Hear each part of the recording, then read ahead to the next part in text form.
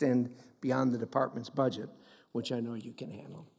The United States and our allies and partners continue to face serious foreign challenges that will test us for decades to come. China, under the rule of the Chinese Communist Party, is our chief competitor. Russia, too, remains a key adversary. The efforts of these two nations to sow discord, wreak havoc, and undo the free and open international order upon which shared prosperity and security are built have reached new heights. They have stepped up disinformation and manipulated international institutions, suppressed the voices of freedom and democracy, propped up heinous dictators, coerced and invaded their neighbors, and denied millions of people access to life-saving humanitarian assistance. We have a long road ahead of us in this new era of great power competition. We need sustained political will. These challenges require nothing less. On top of all of this, we are confronted by a new and acute challenge, a biological enemy that we still do not fully understand, an enemy that in 6 short months has inflicted levels of physical and economic harm upon the world that we have not seen in more than 100 years. Here again, China especially, but also Russia, has played a destructive role, from withholding vital global health data to spreading disinformation and actively stealing vaccine research. China and Russia have again chosen to be and proven themselves to be adversaries. Sanctioning bad actors will never be enough. To confront these and other challenges, the Department will need to rely upon a vast array of tools and resources. Our diplomats must be backed by effective and efficient assistance so they can help partners help themselves and contribute to the growth of healthier, more stable societies. We are eager to support a budget that will advance these critical interests and support the State Department's most critical resources, its people. As the coronavirus emerged from China and accelerated across the globe, you were forced to pull back thousands of our diplomats and their families. But you didn't just pack up and go without a thought of your fellow Americans. Instead, the department launched an unprecedented mission to help return more than 100,000 Americans safely home. All of us who participated in that are greatly appreciative of the department's work in that regard. In some cases, this involved convincing countries to reopen their airspace for flights and roads for transport. In other places, you even chartered planes to get our American people home. There are lots of folks who may never come in contact with the department, yet now more than 100,000 Americans who can personally attest to the tremendous work that the department does for our people every day. As the challenges get more numerous and complex, we want to support a State Department that is up to the task, fully funded, staffed, and equipped to advance U.S. national interests on all fronts and at all times. We obviously have threats that impede this, be it health or security, but as the saying goes, all politics are local. Our adversaries understand this all too well. We need our diplomats to be local too. On a personal note, in closing, let me say I want to publicly thank you, Mr. Secretary, for your accessibility that you've had as Secretary. As you know, in operating this committee, it's essential that I have instant access to facts and information, and at times when I haven't been able to get that through the usual intelligence channels, you've always made yourself instantly accessible, and I sincerely appreciate that. When I'm asked for advice from other second branch entities or individuals or even allies of ours, it is absolutely imperative that I have this information. You have always provided that, and when you answer the phone, sometimes I never know where you are on the globe or what time it is, but you've always made it happen. And for that, I have been and remain very grateful. With that, Senator Menendez. Well, thank you, Mr. Chairman. Thank you for joining us this morning, Mr. Secretary. It's been a while since you have joined us, and I appreciate your enthusiasm for fulfilling this part of your constitutional responsibilities. But if past is precedent, I don't imagine we're going to see you here anytime soon. So while this is your opportunity to defend your stunningly ill-conceived request to slash the budget of our foreign policy instruments, I'd also like to take a wholesale look at how your department has represented the American people and American interests on the world stage over the past year. And unfortunately, that view is not good, to say the least. Under your watch, the United States has faced setback after setback on the world stage, ceding leverage and influence to our stated adversaries. Today, Iran is much closer to a nuclear bomb than when you came into office. And despite your maximum pressure campaign, Iran and its proxies continue to create problems throughout the Middle East.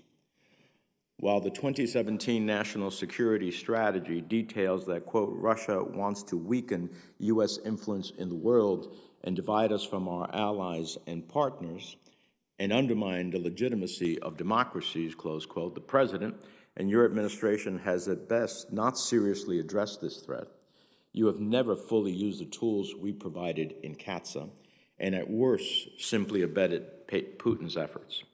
Withdrawing forces from Germany, failing to take action when evidence emerged that Russia was paying bounties to kill U.S. troops in Afghanistan, and twice redirecting funds from the European Deterrence Initiative to pay for President Trump's wasteful border wall in September of 2019 and April 2020.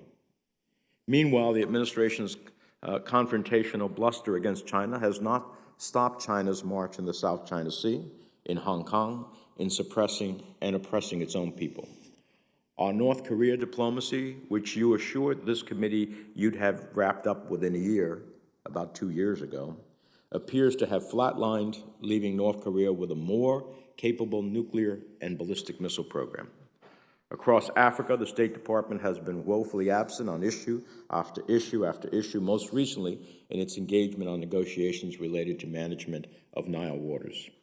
In the Western Hemisphere, the entirety of our approach seems to be xenophobic, anti-immigrant hysteria, and bullying, all while gutting our institutional capacity to deal with the root causes of migration. There is bipartisan support for a Venezuela policy, yet your approach has left millions of Venezuelans still suffering, and the administration won't even support those who are already exiled here. And even as we struggle with an opioid epidemic, you propose cutting our international narcotics and law enforcement. On climate change, your department has not just failed to be part of the solution, but is becoming part of the problem, actively undermining international efforts to safeguard our planet's future. Our allies in Europe, in Asia, in the Middle East, routinely wonder out loud whether we can really be counted on. And our values have been denigrated, from President Trump's reported green-lighting of concentration camps in Xinjiang to the revisionist and at times sometimes repulsive views espoused by your so-called unalienable rights commission. And in the face of a global pandemic, when our scientists, our technology, and our diplomats should be leading the global response, we have instead taken a back seat and are witnessing the collapse of leadership both home and abroad. Rather than putting forth a real strategy, our leaders point fingers at China and the World Health Organization, are absent from critical global meetings, and refuse to be straight with Congress and the American people on the public health threat. All the while, infections and deaths surge across the country. Of course, as we all know, the strength of our diplomacy starts and ends with the strength of our diplomatic corps. Earlier this week, I released a report, Diplomacy in Crisis, the Trump administration's decimation of the State Department. And I have a copy here just in case you haven't seen it, and I'd ask unanimous consent to enter into the record, Mr. Chairman. Will be entered. The report found a State Department at risk of catastrophic failure, with career diplomats describing a, quote, complete and utter disdain for their expertise, and even, quote, a contempt for career employees, many asking, quote, if their service is still valued. And even as President Trump refers to our diplomats as the, quote, deep State Department, you have stood at his shoulder and said nothing, exemplified by your refusal to stand behind Ambassador Marie Yovanovitch. The result is an exodus of expertise. 7% of the department's staff left in the first year and a half of the administration. And while I realize that you were not at the department during that time, the department has continued to suffer persistent vacancies without Senate-confirmed nominees. And in response, the administration repeatedly puts forth candidates who do not possess the qualifications the demeanor nor the temperament to serve in leadership positions and represent the American people abroad. When you send us qualified nominees, Mr. Secretary, we act. We have confirmed more than 190 nominees, and dozens have advanced quickly and without incidents. But you continuously send us nominees who have misled Congress, who have made offensive or racist statements, who have sexual harassment lawsuits and allegations against them, who have supported torture, and whose conduct would disqualify them for service in any other administration. The administration promised us, quote, the best people, the very best, terrific, tremendous. But, Mr. Secretary, the best people don't seem to want to work for you. Finally, let me just touch on a few oversight issues which I know you were passionate about as a former member of Congress. At your direction, the President recently removed the State Department's Inspector General, who was investigating, perhaps among other things, last year's emergency declaration of arms sales to Saudi Arabia, about which I, along with a bipartisan group of colleagues, raised serious concerns. Additionally, we have learned of allegations of you using your office to promote your own personal domestic political agenda, hosting lavish dinners at the department, and creating at least the appearance of using taxpayer resources to impress high-profile political donors.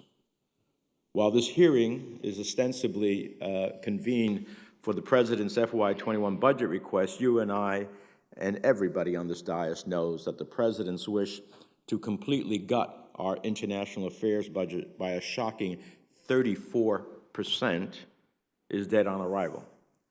That said, I have to say, I must say, I'm tempted to provide you with a budget request and see how you could actually operate under it.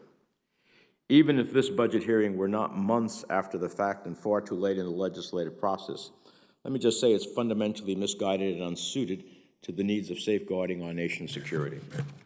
Now, I recognize you'll take issue with much of what I've said, Mr. Secretary, but facts are a stubborn thing.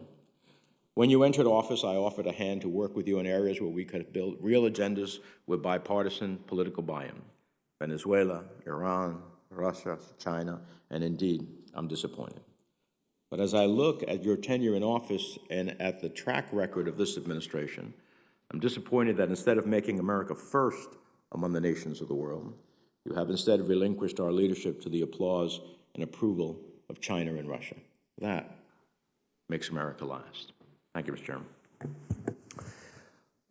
As we proceed, first let me say, obviously, those views are the views of Senator Menendez individually, not those of this chairman or the majority of this committee.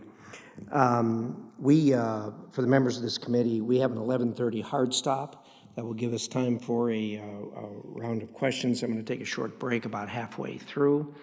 As usual, we would stick with what has been a long-standing commitment of this committee for civility, and when the witness is asked a question, we're going to give the witness full opportunity to answer that question and not interrupt his answer simply because he's doing so well at answering the question. And I will enforce that strictly. With that, Secretary Pompeo, the floor is yours. Mr. Chairman, if I may have a parliamentary inquiry, you just discussed the procedural process. If we're going to have answers that are filibusters, I don't expect that we're going to allow that either. Yeah. Senator Menendez, I'll run the committee, and I'll do it as I've indicated, and we're not going to interrupt answers from the witness. With that, Secretary Pompeo. Thank you, Chairman Risch, Ranking Member Menendez. I have a full statement in the interest of time. I'll just read the first approximately 1/3 of that. If I could get your agreement to put the rest of the statement on the record, I'd appreciate that. We'll do that, Mr. Secretary. Thank you very much. Today I'm here to present and testify about the President's 2021 budget. It requests nearly $41 billion for the State Department and USAID, enabling both agencies to protect U.S. citizens, increase American prosperity, and advance the development of democratic societies. And critically, it reflects a commitment to the strategic, efficient use of resources to provide better results for the American people. That's the top line analysis, but I want to make a broader point that our diplomatic expenditures reflect America's values. 2 weeks ago in Philadelphia, I unveiled the report of the State Department's Commission on Unalienable Rights. My message that day was simple. The Trump administration places our founding principles at the very core of American diplomacy. I want to talk about how we've done that in three areas. First, securing the American people's freedoms against authoritarian threats, securing American lives during the pandemic, and helping friends across the world secure those very unalienable rights. On authoritarian threats, we've evaluated the world with the same realism that the American founders did. We see the Islamic Republic of Iran for what it is, an aggressor, not a victim. We've gone full bore on our maximum pressure campaign since May of 2018. We've slashed the vital oil revenues the regime uses for terrorism and illegal nuclear activities by 90%. We've rallied nations to our side through diplomacy, witnessed the designations of Hezbollah from European and South American countries.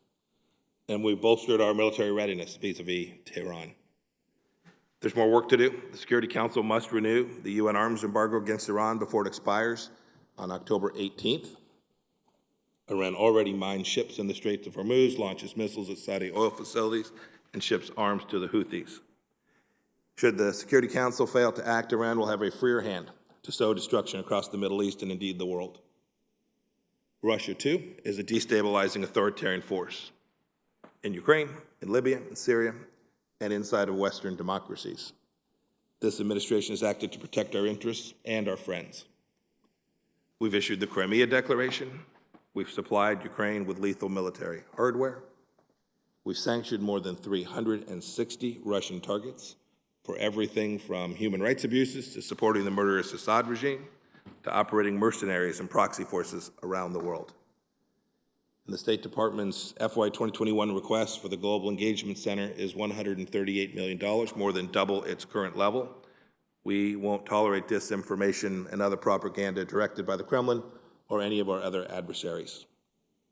Further on Russia, 2 weeks ago, the State Department removed Nord Stream 2's exemption under CAATSA, and in December, the administration's swift implementation of PISA, an important bipartisan endeavor, effectively halted construction of the pipeline.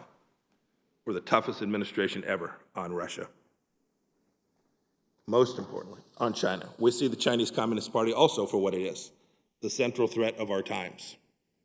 Our vigorous diplomacy has helped lead an international awakening to the threat of the CCP.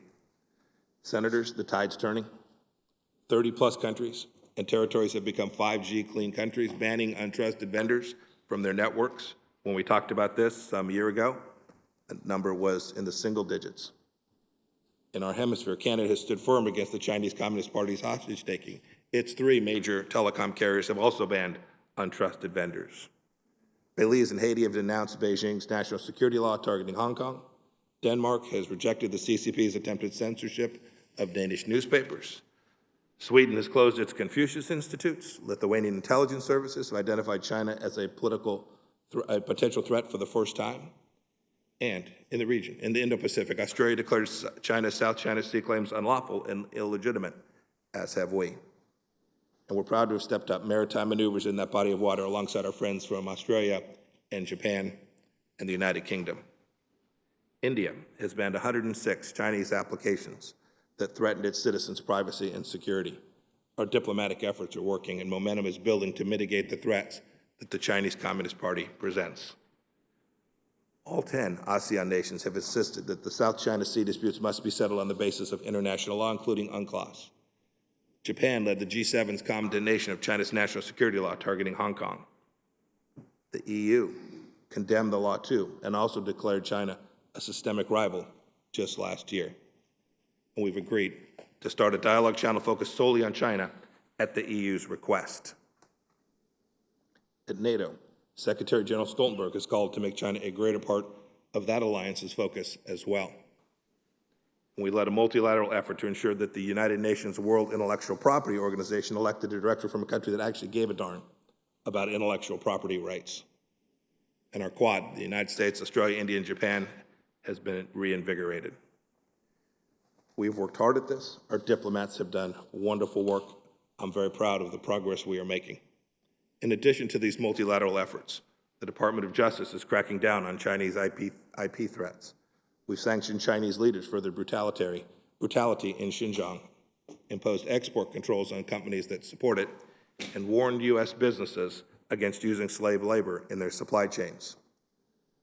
We've terminated special treatment agreements with Hong Kong in response to the CCP's actions to deny freedom to the people of Hong Kong, and we closed our consulate in Houston because it was a den of spies. Our budget reflects this efforts, the reality on the ground. We requested nearly $1.5 billion for foreign assistance to the Indo-Pacific region, a 20% increase from the 2020 request. We want that part of the world to be free and open and prosperous. And with that, Mr. Chairman, I'll close and happy to take questions. Thank you, Mr. Secretary. I appreciate that. We are going to do questioning on a seniority basis since it is the Secretary at Cabinet level, as opposed to the usual first-come rule. And again, I'd ask each member to be respectful of other members and stick to the 5 minutes you're allotted. And once we've gone around, we'll make a determination of where we're going to go from there. With that, Senator Menendez. Mr. Chairman, I see 7 minutes on the clock. Is that what it's going to be, or is it? I intended to do a 5. We can do, let's do a 7, because that will just about take up the time. But we're going to have to stick right to that 7, because otherwise people aren't going to get a chance. So thank you, Mr. We'll do 7. Mr. Secretary, as I outlined in my opening statement, Vladimir Putin's investment in Donald Trump prior to the 2016 election clearly continues to pay off handsomely.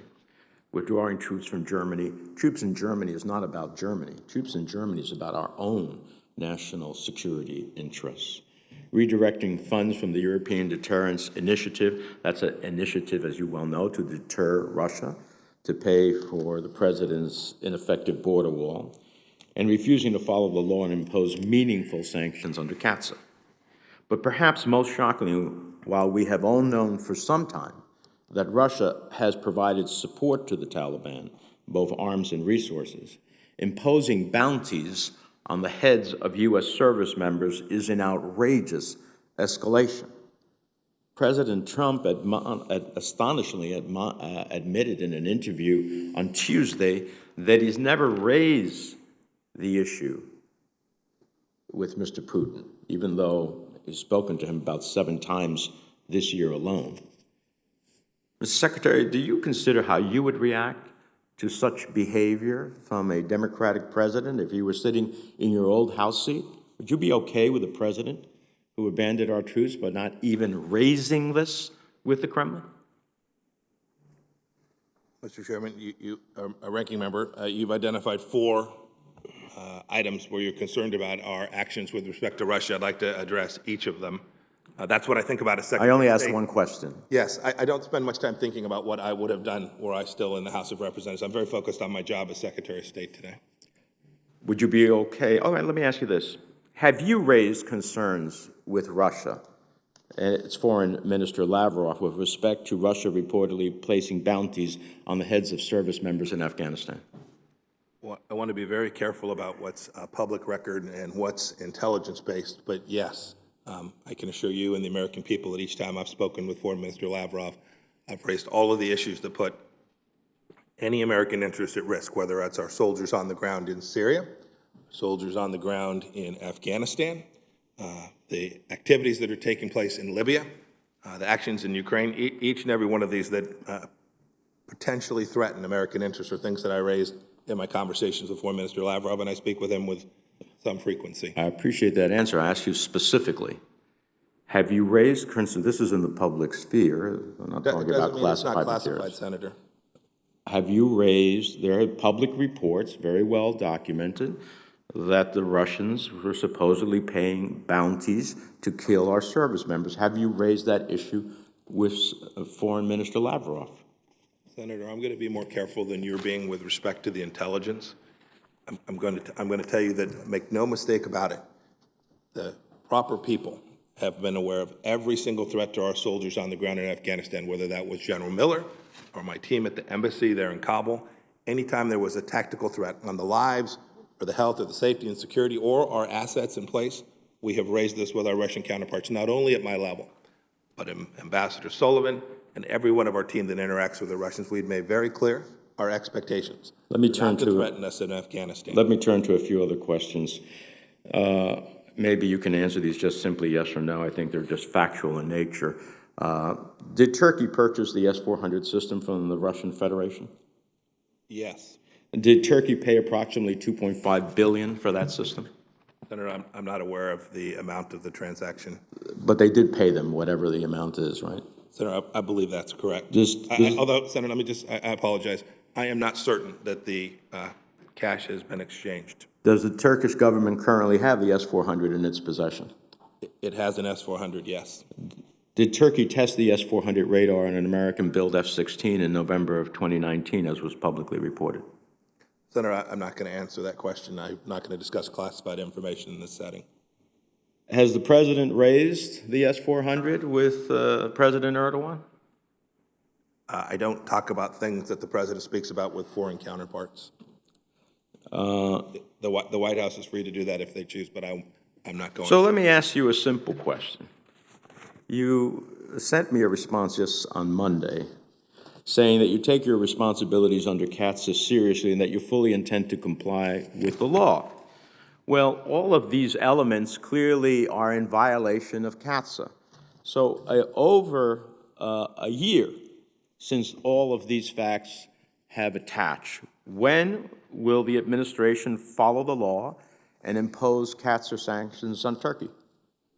Senator, in response to the Turkish government's acquisition of the S-400, we've taken significant actions that have had a real impact on Turkey. We've pulled out a very significant weapons program that they were building significant pieces of inside of Turkey, the F-35 program, and we continue to evaluate how to apply sanctions in order to achieve our end objective. Our end objective isn't to punish, it's to ensure that our NATO partner acts in a way that's consistent with American national security and the security of our NATO partners as well. Our diplomats, Ambassador Satterfield on the ground, are working diligently. I had a very pointed question. I know that you're a Harvard graduate, West Point graduate. You know what my question was. It's not about everything else. It's about CAATSA. But you've decided not to answer that. So let me go to the final question. You had the Inspector General of the State Department, Mr. Linick, ultimately fired. Is that correct? I recommended to the President that he be terminated, yes. And you recommended it to the President he be terminated. Why? Because he was conducting investigations that may affect you? Senator, at the time I made the recommendation to the President, I was unaware of any of the investigations that were ongoing, that he had ongoing at the time, with one exception. I was aware of an investigation that he had asked me to provide testimony. I provided that testimony. Other than that, I was unaware of any investigation. It's not remotely the reason. Was your Undersecretary, Mr. Bulletale, aware, and didn't he speak to you about it? He did not speak to me about it. Well, you said that the IG was not performing in the way he should have because he wasn't following, in essence, what you wanted to. Well, Inspector Generals aren't supposed to follow what the department head wants to. They're supposed to be independent in pursuit of their mission. Thank you, Mr. Chairman. Senator Johnson. Mr. Secretary, welcome. Thank you for your service. I think we can all acknowledge the world's a complex and messy place. And as the ranking member said, you know, facts are stubborn things, and administrations have track records. Just a quick review, you came into office, President Trump came into office with a big mess, a lot of messes that you had to clean up. Let me just quick go through them. Libya, a failed state because of President Obama's actions. Syria had gone from a few hundred dead over his administration to basically a genocide, about 500,000 people killed in Syria. What I consider is one of the historic blunders in foreign policy, the removal of troops from Iraq allowed ISIS to rise from the thoroughly defeated ashes of al-Qaeda in Iraq. Crimea had been illegally annexed. Eastern Ukraine invaded. And President Obama did not provide the lethal defensive weaponry on a unanimous basis that Congress authorized him to do. North Korea was rampantly testing missiles and their nuclear weapons. Iran, through that agreement, it changed their behavior for the worst. It emboldened them. And of course, illegal immigration, primarily in the form of family units, exploiting laws that weren't being enforced in this country, was exploding. So President Trump came into office with a lot of foreign policy messes. By the way, last time I looked, under this administration, we've started no new wars. We've destroyed the physical caliphate of ISIS. General Soleimani, el-Baghdadi are off the field. President Trump actually provided those lethal defensive weaponry, the javelins, which helped stabilize the situation in Iran. And quite honestly, we've done a pretty good job at reducing that out-of-control illegal immigration from the southern border by diplomacy with Guatemala is one of the things that occurred there. So I think we have to put those track records and compare them and talk honestly about these things. Now, the ranking member has been pretty brutal regarding the firing of Inspector General Linick.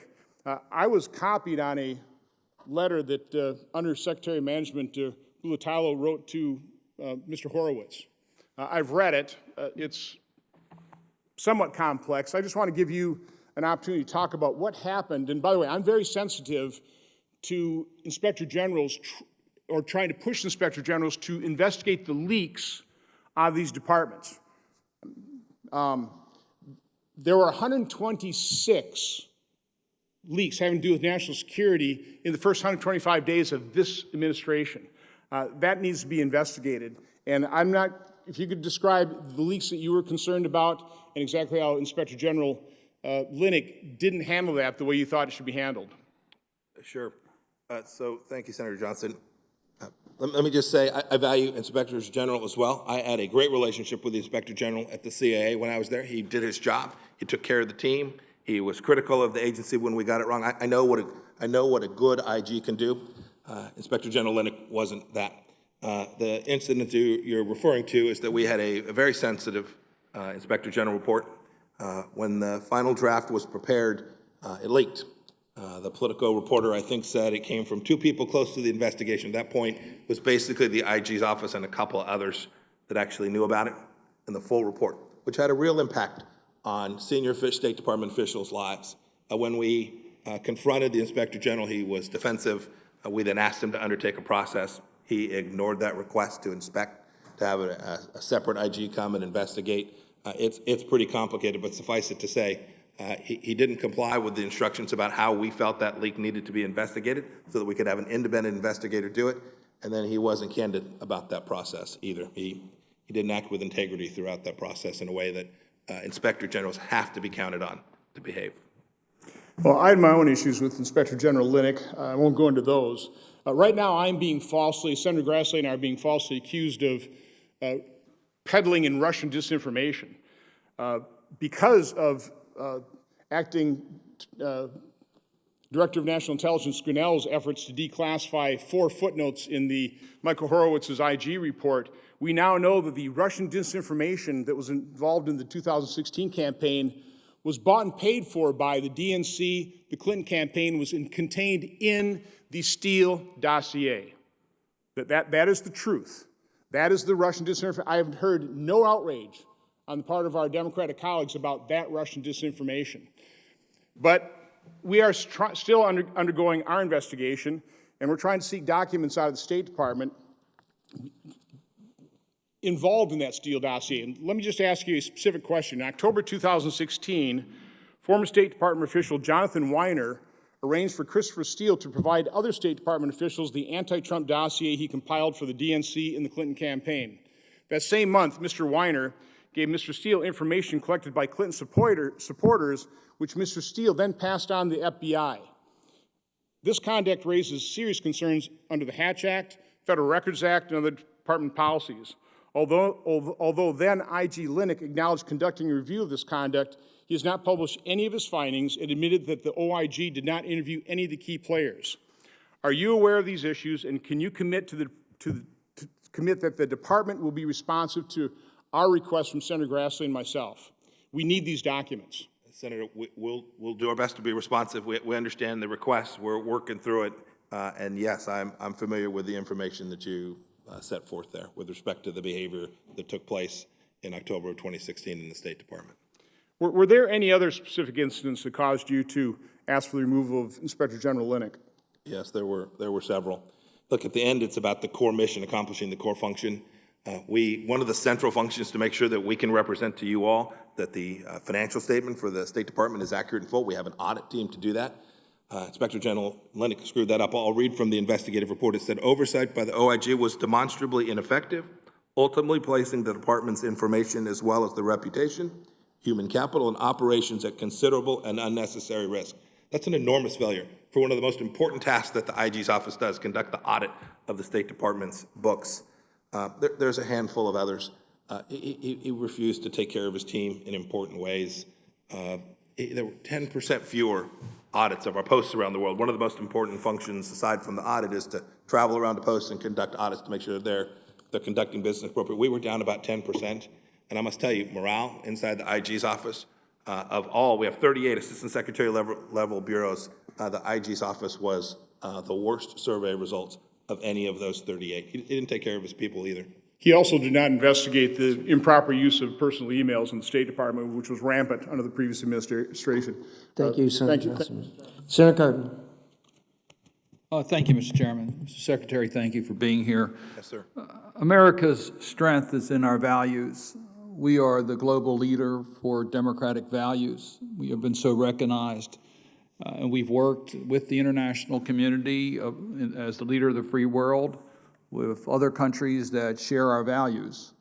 And we led in that, and one of the best examples was the passage of the Magnitsky sanctions, the global Magnitsky, which was not just bipartisan, it was pretty much universal here in supporting, promoting U.S. values. I was glad to work with the late Senator McCain on the passage of that legislation, and now Canada, Europe, Australia are all following our leadership to enforce universally recognized democratic values. So when the United States isolates itself from our traditional allies, it affects our credibility as a global leader of the free world in promoting democratic values. So when we pulled out of the climate agreement, when we isolated ourselves on Iran, when our trade policies have been more bilateral rather than working with other countries in order to try to advance our causes against non-market economies or government-controlled economies, all that affects America's credibility.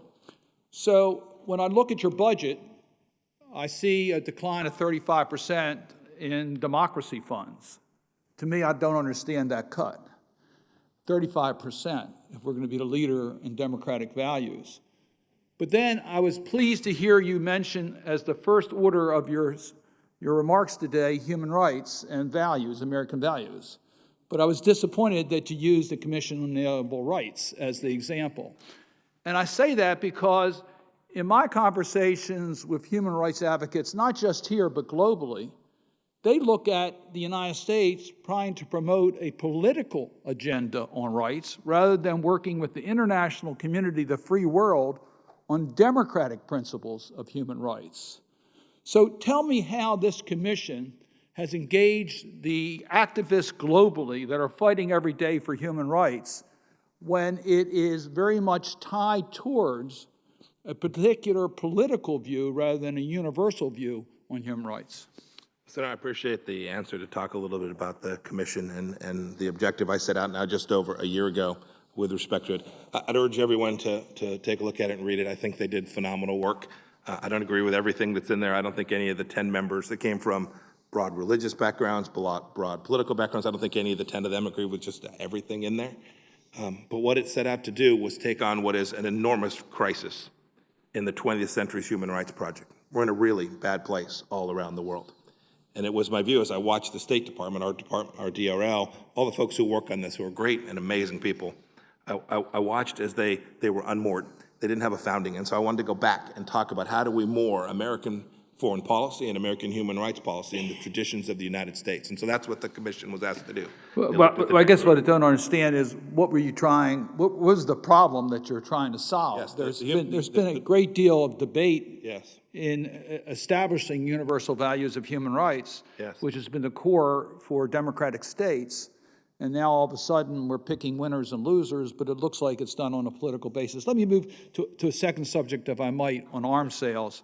We have a proud tradition of making sure that when we supply arms to other countries that they're not used against our human rights values. And we've seen in recent years that arms provided by the United States has ended up in the hands of actors that we do not want to see get those arms. What oversight are you deploying to make sure that arms that we make available to other countries are used for the intended purpose and do not end up in the wrong use?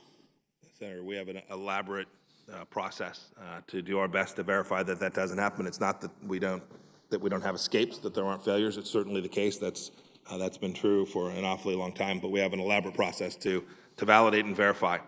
We require representations. We do verification. We do inspections. We have big teams in multiple departments that have responsibility for doing their best to ensure that American weapon systems are used for their intended purpose when we sell them or provide them to our partners and allies around the world. Let me make this offer. I think this committee can help you in that regards. And the jurisdictional battle between defense and state sometimes presents challenges. States has the principal role for a good reason. There's some legislation that I've authored that would help in that regard. I would hope that you would engage us to give you the tools you need to take on it sometimes the military aspects of the Defense Department that may not be as sensitive to these values. Senator, I appreciate that very much. I do think the State Department is the proper place to lodge the primary responsibility for that activity. So I welcome your efforts there. The GAO recently issued a report that I had requested in regards to diversity. And the report's titled, State Department Additional Steps Are Needed to Identify Potential Barriers to Diversity.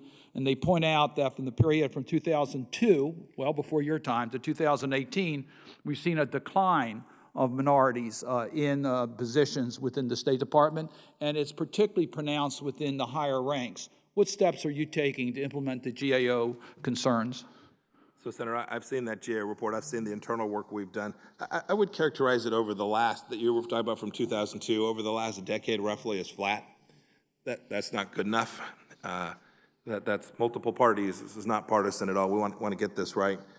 We've undertaken a number of things. We have about a third today of our members who are minorities. Excuse me, about 44% of them are women. We've developed the Pickering-Rangel program to bring more people in. We had double the applications this year. We have a big team that works on diversity and inclusion. And we're almost finished with a major study that was begun now, I think, 13 months ago, run by Carol Perez, our DJHR, to look at what the failures. There's been a lot of money and effort on diversity and inclusion over this last decade with, to your point, relatively good outcomes for acquisition of new talented people, but less so at the senior levels. Trying to identify why we haven't. I hope we could work together on that. Last point, just a point on Western Hemisphere on the ranking. I would just urge you to evaluate working with us on the aid to the Northern Triangle to make sure that they have the help from the United States to deal with the economic issues, which takes away the pressure and migration from the Northern Triangle. Thank you, Mr. Chairman. Thank you, Senator Gardner. Senator Gardner.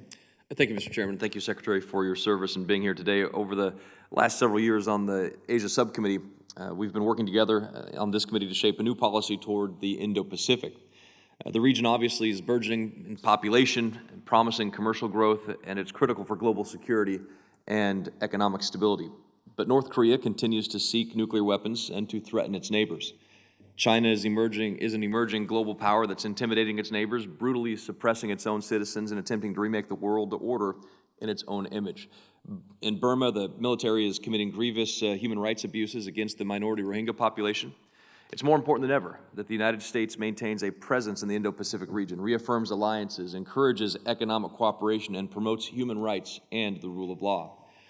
The administration and Congress must be united on implementing a long-term strategy that will benefit American national security interests, promote American businesses and create jobs through trade promotion and opportunities, and project American values of respect for the human rights and freedom in the Indo-Pacific region. This includes countering China's growing militarization of the South China Seas and increasing malign influence in Southeast Asia, as well as ensuring that complete, verified, and irreversible denuclearization is achieved on the Korean Peninsula as codified in U.S. law. The United States has always been and will always remain a Pacific power, and legislation like my Asia Reassurance Initiative Act, or ARIA, ensures that the U.S. government will speak with one voice to reassure our allies and to deter our adversaries in the Indo-Pacific region. In 2018, the Asia Subcommittee held a three-part hearing series. We talked about democracy, human rights, and rule of law. We found that mass concentration camps for Uyghur Muslims necessitated a serious response from the U.S. and the international community. The crackdowns in the Tibet Autonomous Region are intensifying while Beijing continues to refuse negotiations with the Central Tibetan administration. That human rights defenders in China are routinely jailed and tortured. I was obviously pleased to see that several Chinese officials were sanctioned for abuses against Uyghurs, and even in the 11 Chinese entities implicated in similar abuses were added to the Commerce Department's entity list. But what is the administration doing to address further global Magnitsky sanctions and other remedies for these abuses? So, Senator Gardner, thanks. And I'm familiar with the area. It's great work, and I want to thank this committee and frankly, the broader group of senators for the bipartisan legislation that we had with respect to the Uyghurs and respect to Hong Kong democracy as well. It's very powerful when I can talk to my counterparts around the world and say that I have not only the support of Congress, but bipartisan, almost unanimous support on our policy with respect to securing freedom against the threats that the Chinese Communist Party is presenting. As for what we'll continue to do in Western China with respect to the horrific human rights violations that are taking place against the ethnic minorities there, I don't want to get in front of the final decisions, but you can rest assured that there are further actions, including further actions with respect to human rights violations that the Department of State and the Department of Treasury are working to complete. Mr. Secretary, yesterday, I don't know if you had a chance to see some of the hearing in the House of Representatives regarding some of the tech companies operating in the United States. And I'll read you some of the comments they made when asked whether or not China is stealing information from them. Apple CEO Tim Cook said he had no personal knowledge about Chinese technology theft. Jeff Bezos has no firsthand experience beyond knockoff products. Google CEO has said that they didn't have any experience, later had clarified that remark. Can you talk a little bit about tech and China and what you see, what's happening? Is it true that there's no Chinese technology theft of U.S. companies? Well, they need to get out more. I mean, there's a long history, decades-long history of Chinese intellectual property threat, including against technologies. And I hear it. It's sometimes the case you hear it privately because there's continued threats made against their businesses that are operating not only in China, but threats to businesses that are actually working in other parts of Asia and Southeast Asia as well. The Chinese Communist Party is completely willing to bully and to threaten to get companies to behave. Do you work with these tech companies at State Department on intellectual property theft, cyber attack, those kinds of things? We do. We work closely with them, and on the side of protecting cyber, we've actually had some good work where we've worked alongside each other on important projects where we have reduced risk, and so I thank them for that. But the idea that anyone in the tech space could not know of what the Chinese Communist Party is attempting to steal and the cyber attacks they're making seems incredulous. In March of this year, as related to some Chinese misinformation and the dissemination of misinformation when it came to the COVID-19 propaganda China was spreading, I suggested the National Security Council set up a task force at the White House to counter that disinformation. Are the tech companies doing enough to combat Chinese disinformation? No, there's always more that they can do. There's more we can do as well. On that particular front, I must say, I actually think the world mounted a very effective counter-campaign against the Chinese disinformation. As I've traveled and as I've spoken to my counterparts, I think the world understands that this virus emanated from China, from Wuhan in particular, and I think the world understands that the Chinese Communist Party showed up with PPE that didn't work and covered up what they knew about that when they could have prevented this spread. So I think the Chinese efforts at disinformation there actually failed in this case. The Taiwan situation, I wanted to just ask a question about bilateral trade agreements and prosecute the challenges we have from the global powers. Well, Mr. Secretary, I assume that all of our troops who are in the United States are available to be forward deployed. Now, I recognize that there are certain training that needs to be part of them before they are deployed, but I guess I don't understand, and was the effect of diplomatically alienating Germany, who is the largest and wealthiest country in the EU, who has been a historic strategic ally, was that also taken into consideration? Ma'am, you know, this is personal for me. I fought on the border of East Germany. When I was a young soldier, I was stationed Yes, I'm there. aware of that. Yeah. And your unit is And it coming was- back to the United States. I know it. It had been back once before to Fort Polk, and then it went back to Germany. When I was there were 6 figures of soldiers there. Germany is no longer a frontline state. As for our strategic effort, General Secretary Stoltenberg, NATO commander, was very much in the process of helping us think this through. I saw comments out of Russia this morning that are different than you described, that viewed the actions that we took as threatening, because we will have soldiers that are deployed closer to the Russian border.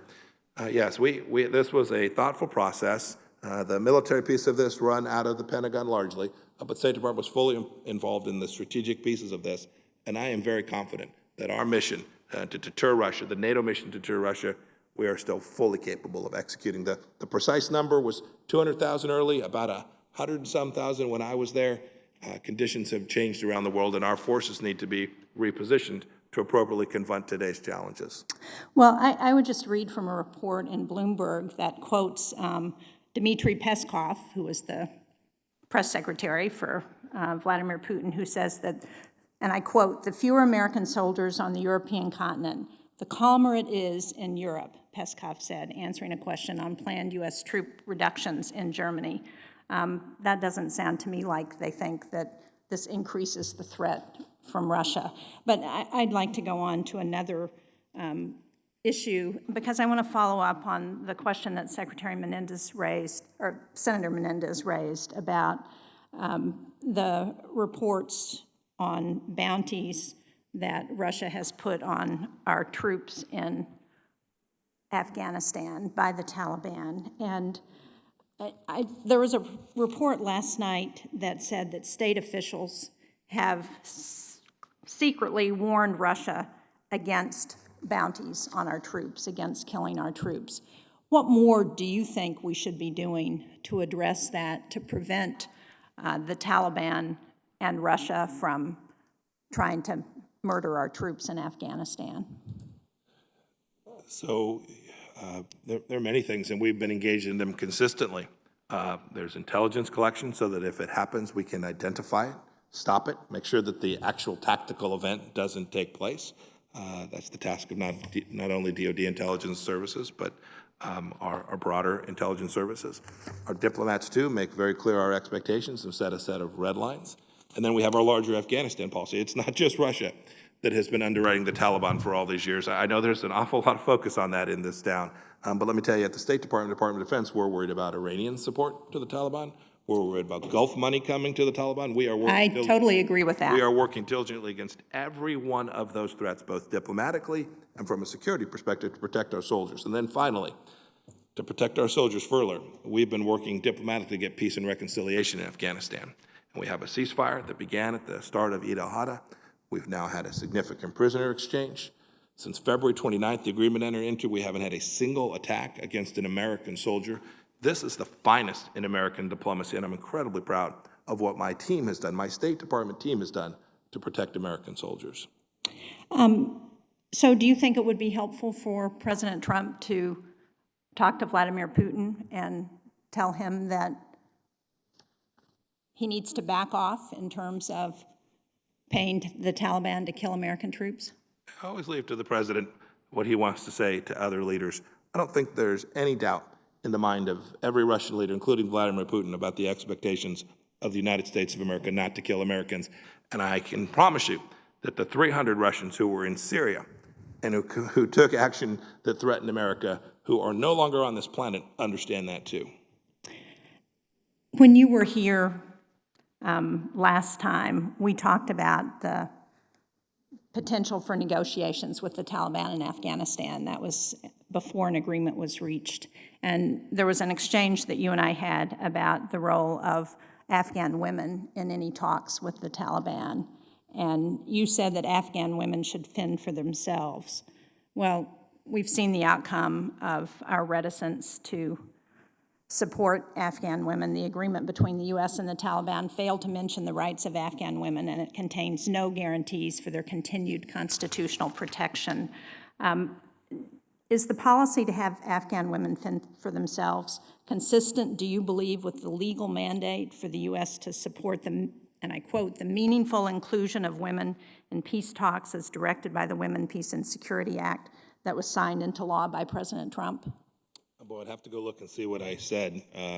No, we're doing our level best to make sure that we protect every Afghan, male and female, and I have seen the at least tentative composition of the Afghan negotiating team, and I think you'll be pleased with it. Well, I'm out of time, but the fend for themselves is an exact quote from your statement when you were before this committee. Thank you, Mr. Chairman. Thank you, Senator Shaheen. Mr. Secretary, people always say actions speak louder than words. Do you think the specific action the United States of America took against General Soleimani sent a message to every country on this planet of what would happen to people who targeted United States soldiers on the battlefield? I do. Thank you. Senator Romney. Thank you, Mr. Secretary. It's a pleasure to see you and appreciate you appearing before this committee. I'm one of many who applauds your recent addresses with regards to China.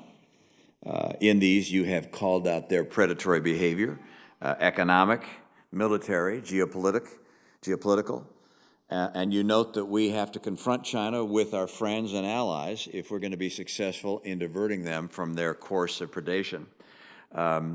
It's a very welcome assessment, a very clear-eyed evaluation of China's intent and their actions, and a statement of what our mission must be with regards to China.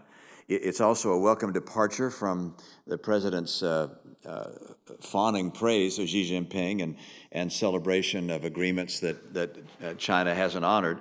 It's also, in my view, inconsistent with actions that we've taken that have offended our allies at a time we need to be drawing them closer to us. And one, of course, is the steel and aluminum tariffs against our friends and allies that I thought were misplaced. I would have rather focused our entire ammunition on China. The other, of course, is most recently, as Senator Shaheen has just indicated, the withdrawal of troops from Germany, and doing so while expressing an intent to punish Germany for the fact that they spend approximately 1.5% of their GDP on their military as opposed to the 2% NATO target, even though they've indicated that they are on track to get to the 2% number. I have heard from highest levels of the German government that this is seen by them as an insult to Germany. And I can't imagine at a time when we need to be drawing in our friends and allies so that we can collectively confront China, that we want to insult them. My question is this, however, which is what actions will the administration take to bring our allies together in a way that's different than what we've done in the past? I mean, I know that there's always lots of talk going on, and any administration can talk about all the things happening, but what are we going to do that's distinct, that's different, that's dramatic to bring the nations that follow the rule of law together so that we can hopefully reach some kind of a common approach or common strategy in how we're going to deal with China economically, militarily, geopolitically, and then collectively confront them with the intent of dissuading them from pursuing the course that they're on.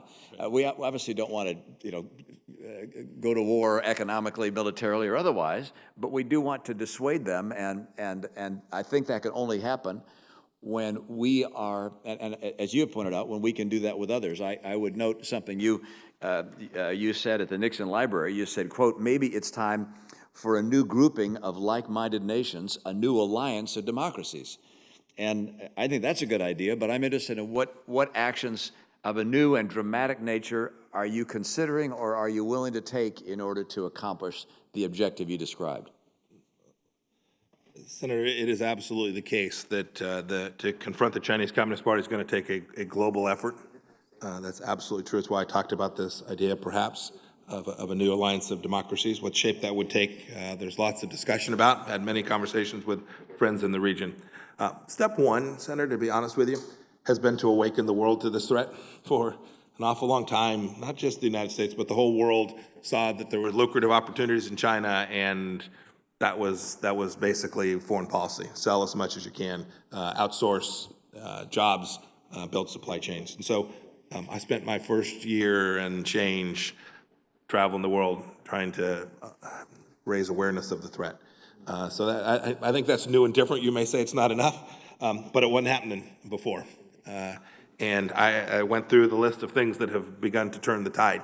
I will say there are still nations who understand this threat but don't feel like they are empowered, that they're in a position where they can withstand the threats that come from the Chinese Communist Party. So we are working, our diplomats, trying to build out a set of relationships. And whether that's part of a formal organization or not, I'm not sure I know the answer to yet, but to convince them that America is prepared to lead in pushing back against the Chinese Communist Party, and when they do, we will be there to support them.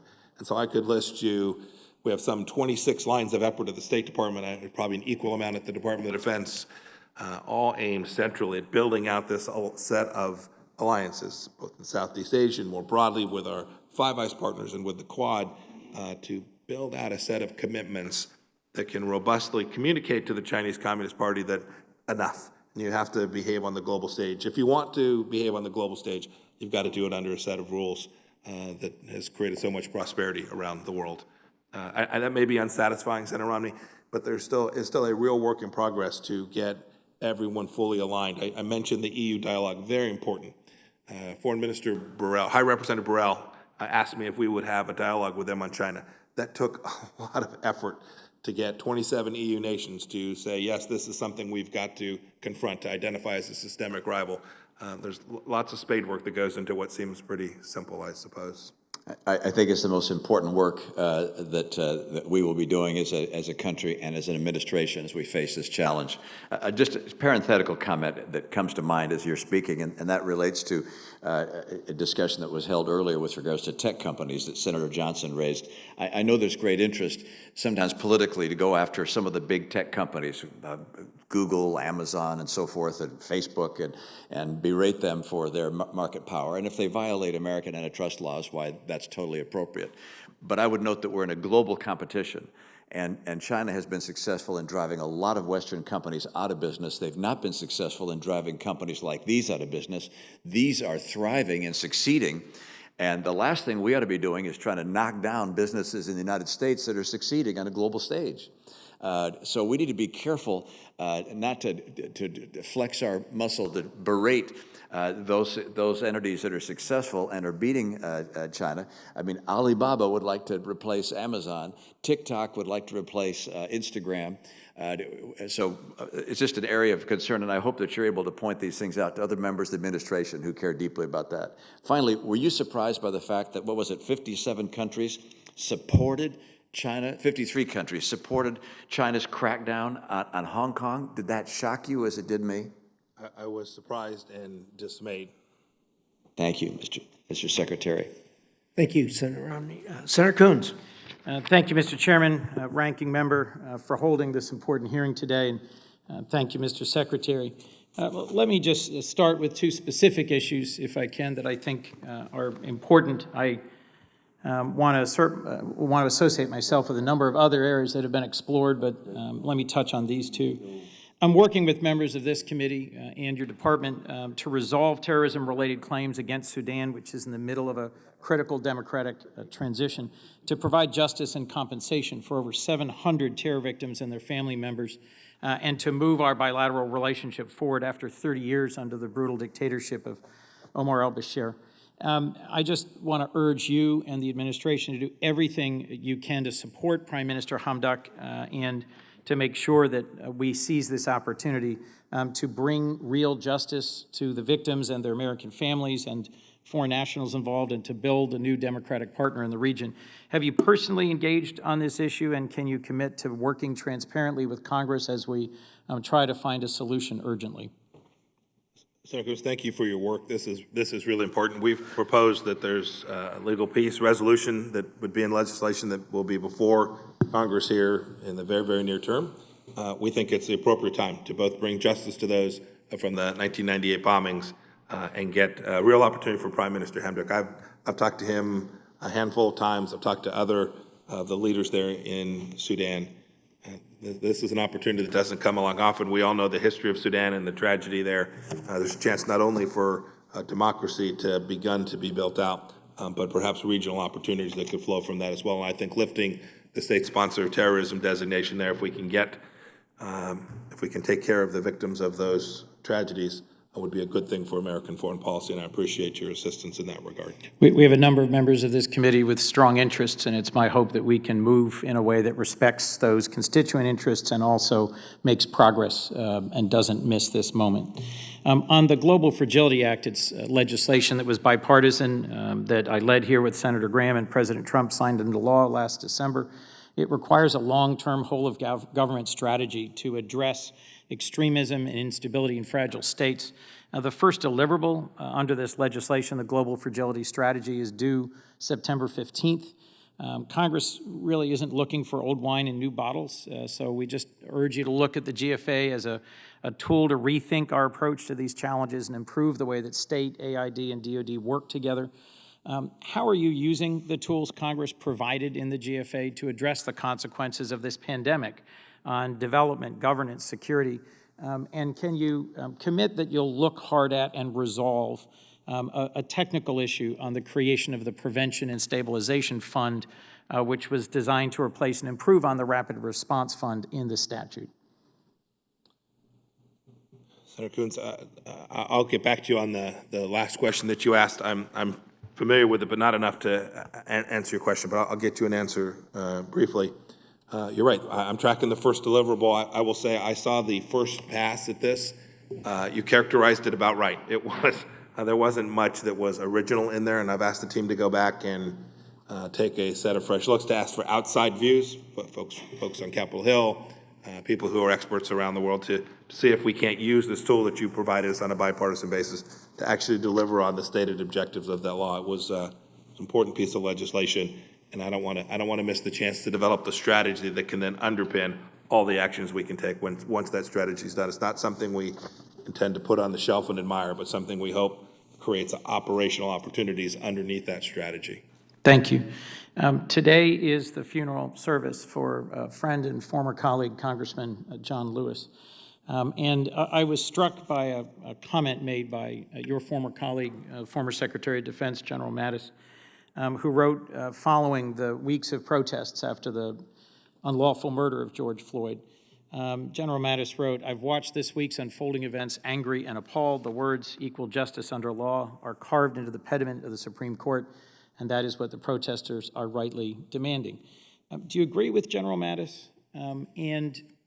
I'm concerned about the general direction of the most senior levels of the State Department. This has been raised before. I won't go through the GAO report. But of 189 ambassadors representing us abroad, only 3 are African American, 4 are Hispanic, and I recognize that diversity in the department has been a long-term challenge, but I'd be interested in hearing both. Do you agree with General Mattis's comments? And what are you personally doing to mentor the next crop of senior leaders and to diversify the 7th floor leadership team? Yeah, I actually think the 7th floor leadership team, my entire communications team, my Undersecretary for Management, my Undersecretary for Political Affairs are all part of diversity groups. I'm proud of what our small team has done, but that doesn't begin to accomplish what we need to get done in the State Department to make sure we get this right. By the way, it is diversity and inclusion that is broad-based. We need to make sure that we have people from all across America with all viewpoints, every idea from all across America. We have been very narrow in how we have recruited from a certain set of institutions and certain universities, and we don't get a full spectrum of understandings of America or of the world if we are too narrow in how we think about diversity and inclusion. So we're working hard at it. We've built out a set of programs. Your point about not having sufficient minority representation in our ambassadorial levels is absolutely true. I guess it was 3 days ago, a set of about 23 that'll be coming to you shortly. We had more than half of them that were female. First time that's ever happened. So we're making progress, but I would agree that the rate of change is insufficient. How do you think our own failure to address structural racial inequality impacts our diplomacy overseas and impacts our ability to advocate around human rights issues? Well, it's important that we get it right at home. There's no doubt about that. And I would tell you that we are a beacon for that around the world. I think you can see it in people who want to come to the United States of America because it's the freest nation. It's a place that you have immigrants from all across the world that want to come here. And I'm a believer that people vote with their feet.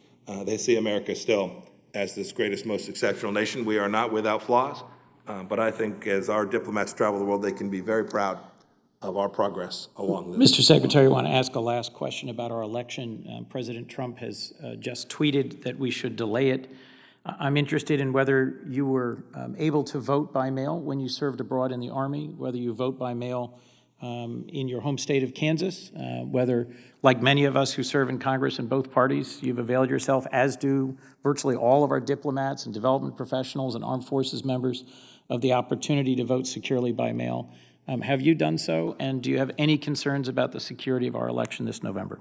Senator Coons, I believe I have voted by absentee ballot. I think while I was a soldier, and I also think when I was a member of Congress, I did a couple times as well. The State Department has some role in making sure we have election security. It's not our primary focus.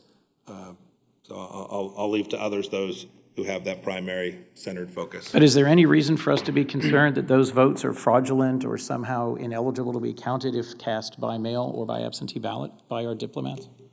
I must say, having a small group of people vote by absentee ballot is very different than deciding that you're going to conduct a full in-mail balloting program. Those are two fundamentally different beasts. I'll leave to the professionals to identify the level of risk associated with that. But I also know, and I saw this in my home state of Kansas, when you change the voting rules in close to an election, it's a difficult task. Thank you, Senator Coons.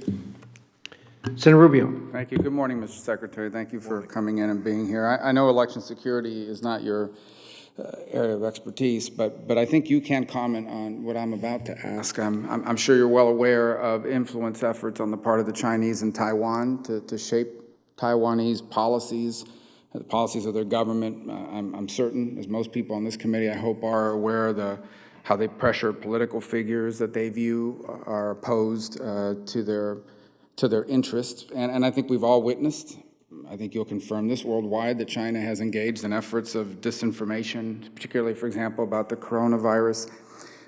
I'm not asking you to comment specifically about our country. I think I'm more than anything else asking, if China ever decided they wanted to do those kinds of things to us, would you assess they have the capability to conduct disinformation campaign to pressure American political figures, potentially even members of Congress, the way we've seen them do Taiwan and Australia and in other places? If they decided they wanted to do that, this is second largest economy in the world, pretty significant capabilities. If they ever decided they wanted to come after us that way, they'd have the capability to do it, would they not? Senator, I'll take it if I have just a second to respond to this. They certainly have the capability. I've talked about this. The United Front, the Chinese United Front, is working here in the United States today. They're meeting with state legislators. They're meeting with governors. They're running one of the things that was taking place out of the consulate in Houston were influence operations conducted by their diplomats. And this isn't, I all know we have diplomats from all across the world who come to our offices as members of Congress and talk to us about policy. This what I'm talking about is fundamentally different from that. So they not only have the capability, but the intention of conducting influence operations in the United States. I think we're a pretty resilient nation. I'm confident that we'll push back against that. But the world needs to understand that when it's happening here in the United States, it's happening all across, it's happening in their countries too. Well, I think one of the things that was most interesting yesterday is the 4 CEOs of these tech companies appeared, I believe, before a House committee yesterday, if I'm not mistaken, and they were asked a very simple question. Do you believe, they were asked, do they believe that China steals technology from U.S. firms? They were asked this question. I think there's pretty strong consensus across the board in both parties and in the media and elsewhere that the answer to that question is yes. The CEO of Apple said they haven't experienced it. That was his answer. And the CEO of Google said, neither have we. And the CEO of Amazon says, oh, I've read that. Only the CEO of Facebook said, yes, absolutely. So Apple, Google, and Amazon answered that question by saying either they hadn't experienced it or they've read that somewhere but wouldn't comment further. Why would corporations such as this, some of whom, by the way, take it upon themselves to censor truth versus what's not true and what they believe some people should be saying and not others on the basis of what they judge to be true, why would 3 of the 4 CEOs of the 4 largest tech companies headquartered in the United States be afraid to answer that question? Senator, I can only speculate. I mean, it's patently clear to anyone who's watching that the Chinese are engaged in intense efforts at intellectual property threat, including to technology. Would it be fair in your mind to speculate that they try to influence people even in the business community? Absolutely. Okay. One more question. I think I know the answer to this as well, but would you agree with the belief, I think, again, that's pretty widespread, that China has systematically identified industries and technologies that they believe will be key to the 21st century? They actually wrote it. It's Made in China 2025. And they've undertaken a systematic effort to dominate these industries while destroying our capability. They've done it. That's what the IP theft is about, the forced transfer of technology, subsidies to their firms, blocking access to their markets. I mean, there is no doubt at this point that they have a very carefully crafted plan to dominate certain key industries for the 21st century and to wipe out not just our capabilities in those industries, but everybody else's. That's a fair assessment. Yes, Senator Rubio, and they've not been covert about this, right? They've spoken openly about how they're approaching their commercial interests. The only thing that they don't speak about is that rather than build these industries inside, the tools that they use are fundamentally different than the way Western democracies do, right? We train our people, we build our businesses, we invest capital in the market. They run state-sponsored enterprises, they steal intellectual property, and then they endeavor to undermine other companies that threaten and bully countries around the world into buying their products. My last question is unrelated to China directly, but as you're well aware, there have been press reports, speculations, commentators and the like that have made much about recent allegations, and in one case, an interview the president gave in which they took from it that the president would be willing to engage in negotiations with Maduro and the Maduro regime in Venezuela. As you understand our policy, being in the position that you're in, could you envision, as long as this administration is in office, we would ever negotiate with the Maduro regime for them to remain in power? Absolutely not. Our policy is not to negotiate for them for anything other than his departure from ruling that country. Thank you. Thank you. Next, after the next questioner, we're going to take a 10-minute recess, but right now, Senator Udall, the floor is yours. Thank you, Mr. Chairman, and Secretary Pompeo. Appreciate your time and testimony today. I want to start with an important subject, democracy promotion. Earlier this year, you called for free and fair elections in Venezuela and Nicaragua. If free and fair elections are held and the current occupants of power lose, the State Department then strongly encourages those leaders to step down from power. And I think that sort of thing is an important pillar of our foreign policy on a bipartisan basis, correct? Yes, sir. But I am hearing growing concern in this country about whether we are going to set a good example in our November election. In a recent Fox News interview, Chris Wallace asked President Trump whether he would give a, quote, direct answer that you will accept the election, unquote, in November. In response, President Trump said, I have to see. No, I'm not going to just say yes. No, I'm not going to say no. I didn't say last time either.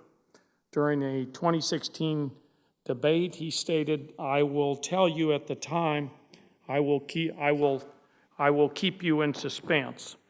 And he's also called voting by mail, as you know, one of the major ways Americans vote, especially in a pandemic. He said over and over again, the election's rigged if it's vote by mail. So, Secretary Pompeo, if President Trump refuses to accept the upcoming November election due to his lack of faith in voting by mail, will you respect the results of a certified election as the State Department typically does throughout the world? Senator, I'm not going to speculate yet about 15 ifs in there. You should know. I have said repeatedly to this committee, I will follow the rule of law, follow the Constitution.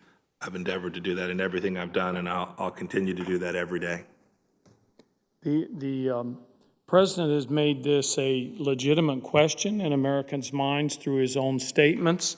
Former Pennsylvania Governor and Homeland Security Secretary Tom Ridge, a Republican, as you know, says, and I quote here, "I think it's very sad and very disappointing that with almost 5 months to go, the president seems to want to try to delegitimize the November 3rd election. It just seems to me that this may be an indication he's more worried about the outcome than he's worried about the fraud," end quote. This is a serious domestic and foreign policy question. We need to set a good example about the peaceful transition of power, or else we undermine our entire foreign policy. George Kennan wrote in his long telegram that in order to counter the Soviet Union, quote, "much depends on the health and vigor of our own society." I think that is just as true today about Russia, China, Venezuela, Iran, and other authoritarian regimes that we have challenges with. And I can imagine few scenarios that would endanger our society more than a presidential candidate who refuses to accept the outcome of an election. Secretary Pompeo, this year the Committee to Protect Journalists issued a report on the harm this president has caused to journalists, First Amendment rights. In their summary, the committee states, and I quote, "The Trump administration has stepped up the prosecutions of news sources, interfered in the business of media owners, harassed journalists crossing U.S. borders, and empowered foreign leaders to restrict their own media. But Trump's most effective ploy has been to destroy the credibility of the press, dangerously undermining truth and consensus even as the COVID-19 pandemic threatens to kill tens of thousands of Americans." That's the end of their quote. Are you concerned that instead of promoting press freedom abroad, America is now providing moral support to authoritarian efforts to crack down on critical media outlets from Russia to China to Venezuela and beyond? No, I'm not remotely concerned about that. And over 150,000 Americans have now died from COVID-19, and we mourn their loss. Like most tragedies, this is one that could have been prevented. Like the president's response to Hurricane Maria and other disasters, the federal government's response has been nowhere near up to the challenge. Instead, this administration is now trying to change the narrative by attacking its own citizens at home and weakening the United States abroad. Across the world, our allies in New Zealand, Japan, Australia, South Korea, and many in Europe have taken the science and the threat of COVID-19 seriously. The result is that they are beginning to return to normal. Even countries with very different systems than ours, such as communist Vietnam and Cuba, are beginning to reemerge from this deadly disease. Secretary Pompeo, the best practices of these countries is simple. Isolate, track and trace, quarantine, and wear a mask. We don't even know if the National Security Advisor has met with you or other members of the National Security Council lately. The U.S. has not done those things sufficiently, and here we are. Secretary Pompeo, you and the White House seem to want to blame China for our inability to respond to this pandemic as well as to our allies. Is it true that they're handling the virus? And it's true that their handling the virus at the early onset was problematic. But we are responsible for our own response. Do you think the president should look to Europe, South Korea, Japan, and other more successful nations to learn about how to better contain this pandemic? An awful lot to unpack there, Senator. First, I would tell you that some of the countries that you identified, you're looking at the data that they're putting out, it's worthless. So when you're comparing it to data from other countries, one ought not in a Senate hearing put that data forward as dispositive about the conditions on the ground in those countries. It's silly. I mean, the facts are they're not tracking, they're not counting cases. So we need to make sure we have a shared factual database. Yeah, we should look everywhere to get best practices about how to respond to this. And I know that our doctors, Dr. Perks, who works for me, who's now over at the White House working on us, they've done that. And we'll continue to make sure we protect the American people in an appropriate way. Thank you. Thank you, Senator Udall. With that, the committee is going to be at ease, subject to the call of the chair for approximately 10 minutes.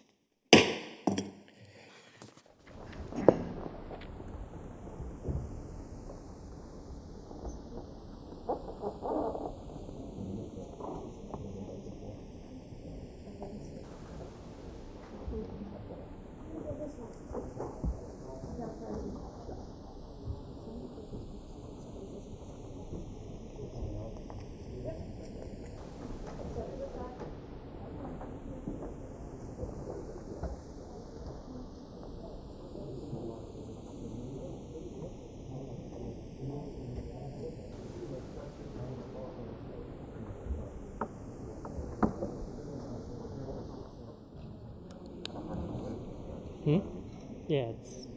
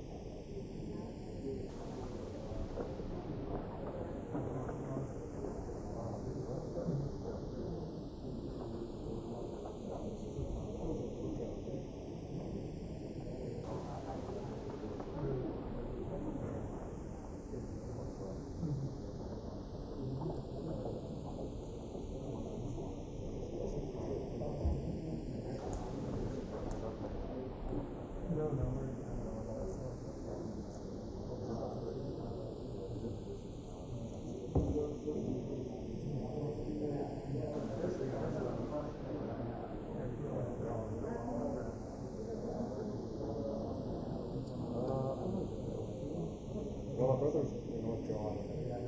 If I do, I'll let you know.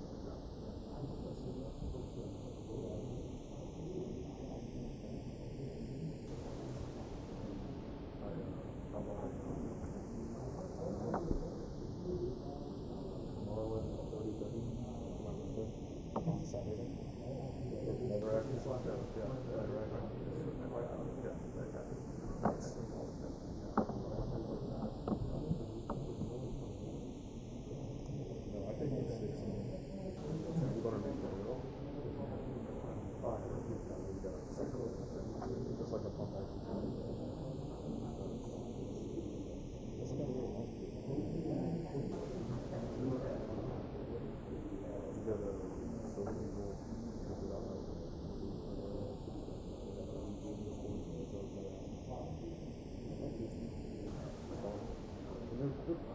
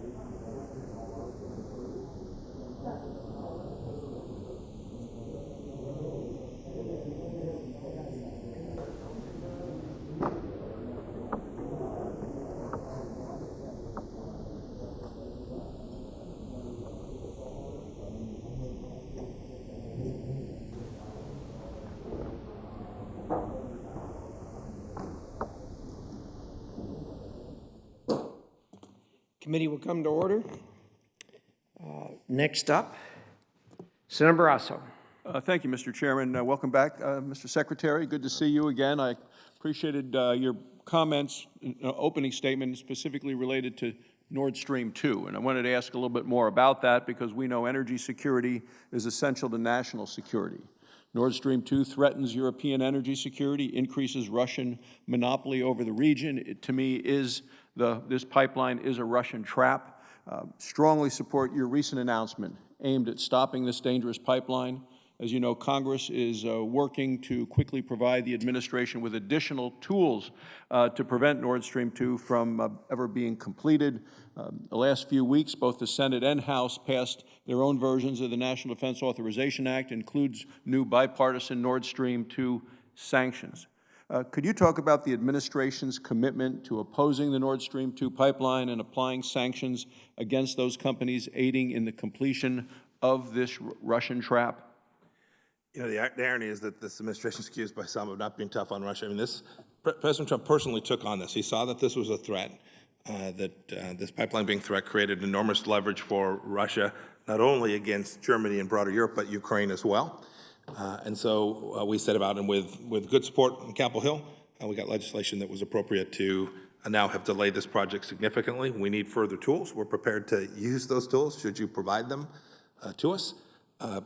And we've also used our diplomatic capabilities to make clear to countries that we're going to do the other end too, right? We're going to make sure that American LNG can be sold into these countries. We want Europe to have a secure, stable, diverse set of energy opportunities, and our Department of Energy has worked alongside of us to do that. And our ENR department, Assistant Secretary Fannin, are working to make sure that Europe has real, secure, stable, safe energy sources that cannot be turned off in the event that Russia decides they want to do so. We think Nord Stream 2 is dangerous in that respect. We're going to do everything we can to make sure that that pipeline doesn't threaten Europe. Mr. Secretary, I'd like to move now to the Iranian arms embargo. The international arms embargo on Iran, as you know, is set to expire October of this year. To my great astonishment, we are having to persuade the international community of the importance of preventing Iran, the world's leading state sponsor of terror, from purchasing advanced weapons. It'll dramatically increase the ability of Iran to arm terrorists, to proxy groups across the region. We've seen that more weapons will likely flow to Hamas, the Houthis, Hezbollah, and Lebanon. Despite the terrible consequences, many experts believe that any extension of the Iranian arms embargo would be vetoed by Russia or by China. What do Russia and China want the Iran arms embargo? Why would they want it to expire? And is the Chinese Communist Party really willing to betray global security in order to be Iran's arms dealer? Well, I hope not, but I expect so. We've been working to convince the Russians to permit this arms embargo to be extended. We've been talking to the Chinese for months and months and months. We're working with our E3 counterparts as well. We will submit a UN Security Council resolution in the near future where we will offer to extend this. This was one of the central failings of the JCPOA, was to have only a 5-year ban on the Iranian capacity to both purchase weapon systems, build out air defense systems, the capacity to protect a nuclear program should they continue down that path, but also to sell weapons around the world and become, again, as they were before, one of the world's largest arms dealers. We're going to do everything we can. We believe we have the capacity to do this at the United Nations. We hope that the UN Security Council will conclude that extending this arms embargo is the right thing. In the event they don't, we're going to use every tool that we have at our fingertips to make sure that that arms embargo is not lifted on October 18th of this year. We think it decreases stability in the Middle East. We think that would threaten Israel, and we're confident it reduces American security as well. And on to religious freedom, Sam Brownback, a former member of this body, Ambassador at Large for International Religious Freedom, recently wrote, "Humanity is why religious freedom will always win out against governments and non-state actors seeking to repress and control it." But we have seen around the world authoritarian regimes continuing to attempt to restrict religious freedoms and the rights of individuals. Could you discuss efforts by the administration that you've taken to promote international religious freedoms? So we have raised the priority of international religious freedom inside of the State Department. I think that's happened, under President Trump and Vice President Pence. That's happened all across the administration. We use our diplomatic tools to encourage it. We build resilience. We work with religious communities in many countries to provide them security. The work that we're doing in northern Iraq today is a good example, but there's still lots of challenges. What's happening in Nigeria to Christians today, what's happening to Muslims in Western China, your point about the threat to religious freedom and the exercise of conscience for people of all faiths is under attack in too many places. The State Department has an important role to decrease or increase the capacity for people to exercise their rights of religious freedom. And we held these 2 ministerials. We weren't able to do it this year because of the virus, but we brought people from all across the world. The world's largest human rights gatherings in all of history were held at the State Department twice around the central idea that people need to be able to exercise this important right to just have their own faith. And earlier today, when we move on to China, I think you said you called the Chinese Communist Party the central threat of our times. We had your deputy here a couple of weeks ago, had a chance to talk about the issues related to China. To me, they're working to expand their military capabilities, to advance their global ambitions. They want to dominate globally. In the last few months, we've seen them increase military aggression, whether it's near Taiwan, the South China Sea, Japan. We've seen incursions, what they've been doing in Hong Kong, what they've been doing at home. Can you talk about the recent confrontations by China and what that taught us about China's military ambitions, as well as their capabilities? Because when we go to secure briefings, we ask lots about their capabilities, not just what they might do, but what they can do. Not will they or won't they, but can they or can't they? So I think these actions, and when you say recent, the last 24, 36 months, I think the actions are entirely consistent with what they have been signaling to the world for decades. You might even argue since 1989, but certainly since General Secretary Xi came to power. It's a desire to expand their power, their reach. They talk about this, right? They talk about bringing socialism with Chinese characteristics to the world, and whether it's you identified some, but a claim that they've now made for real estate in Bhutan, the incursion that took place in India. These are indicative of Chinese intentions, and they're testing, they're probing the world to see if we're going to stand up to their threats and their bullying. And I'm more confident than I was even a year ago that the world is prepared to do that. There's a lot more work to do, and we need to be serious about it. Thank you, Mr. Thank you, Secretary. Senator Thank you, Brasso. Mr. Chairman. Senator Murphy. Thank you very much, Mr. Chairman. Good morning, Mr. Secretary.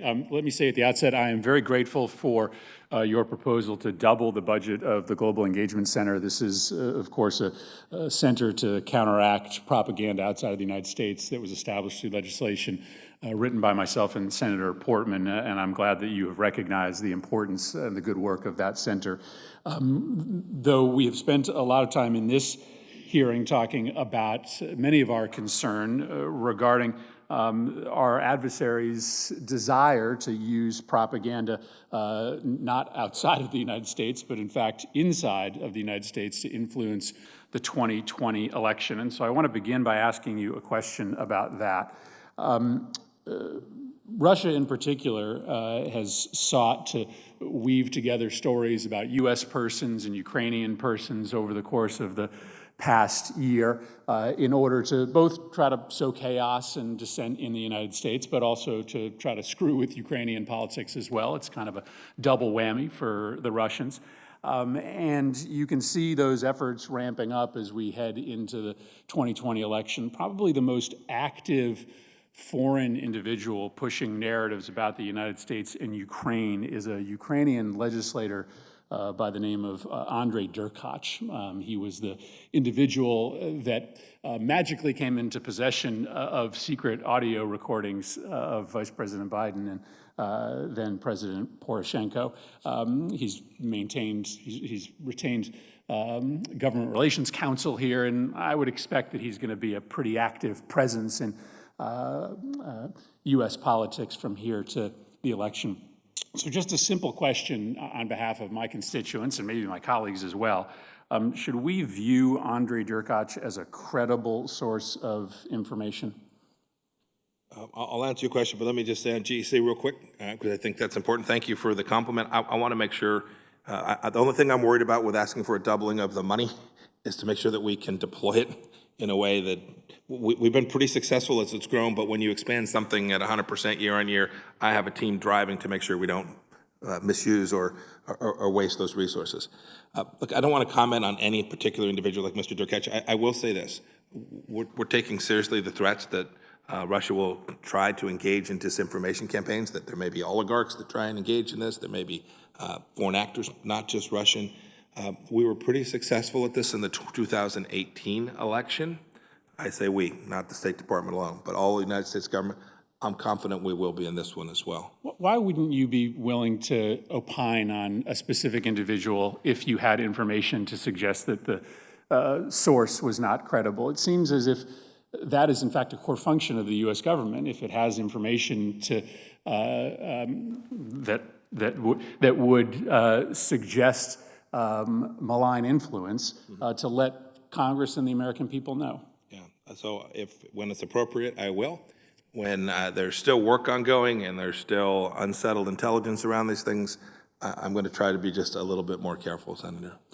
Let me turn to China for a moment. China is clearly seeking to use the United States' failure to control COVID as a means to leapfrog us in our traditional leadership position when it comes to global health. Senator Romney referred to this earlier. I think we've given two big gifts to the Chinese since the beginning of this outbreak. The first was the president's, just remarkable fawning over China's early response to the virus 47 different times.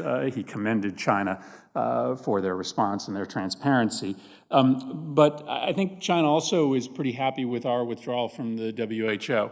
And I understand that you believe, as I understand it, that our withdrawal from the WHO is a lever to try to seek internal change, and I would disagree.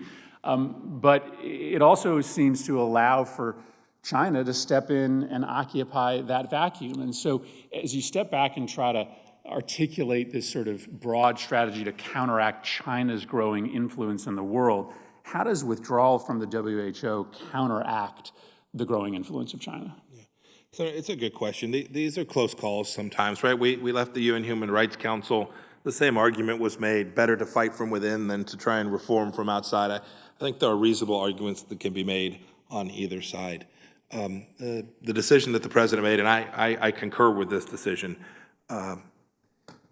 we went through multiple rounds of reforms at the World Health Organization. Our team in Geneva fought for years, and previous administrations too.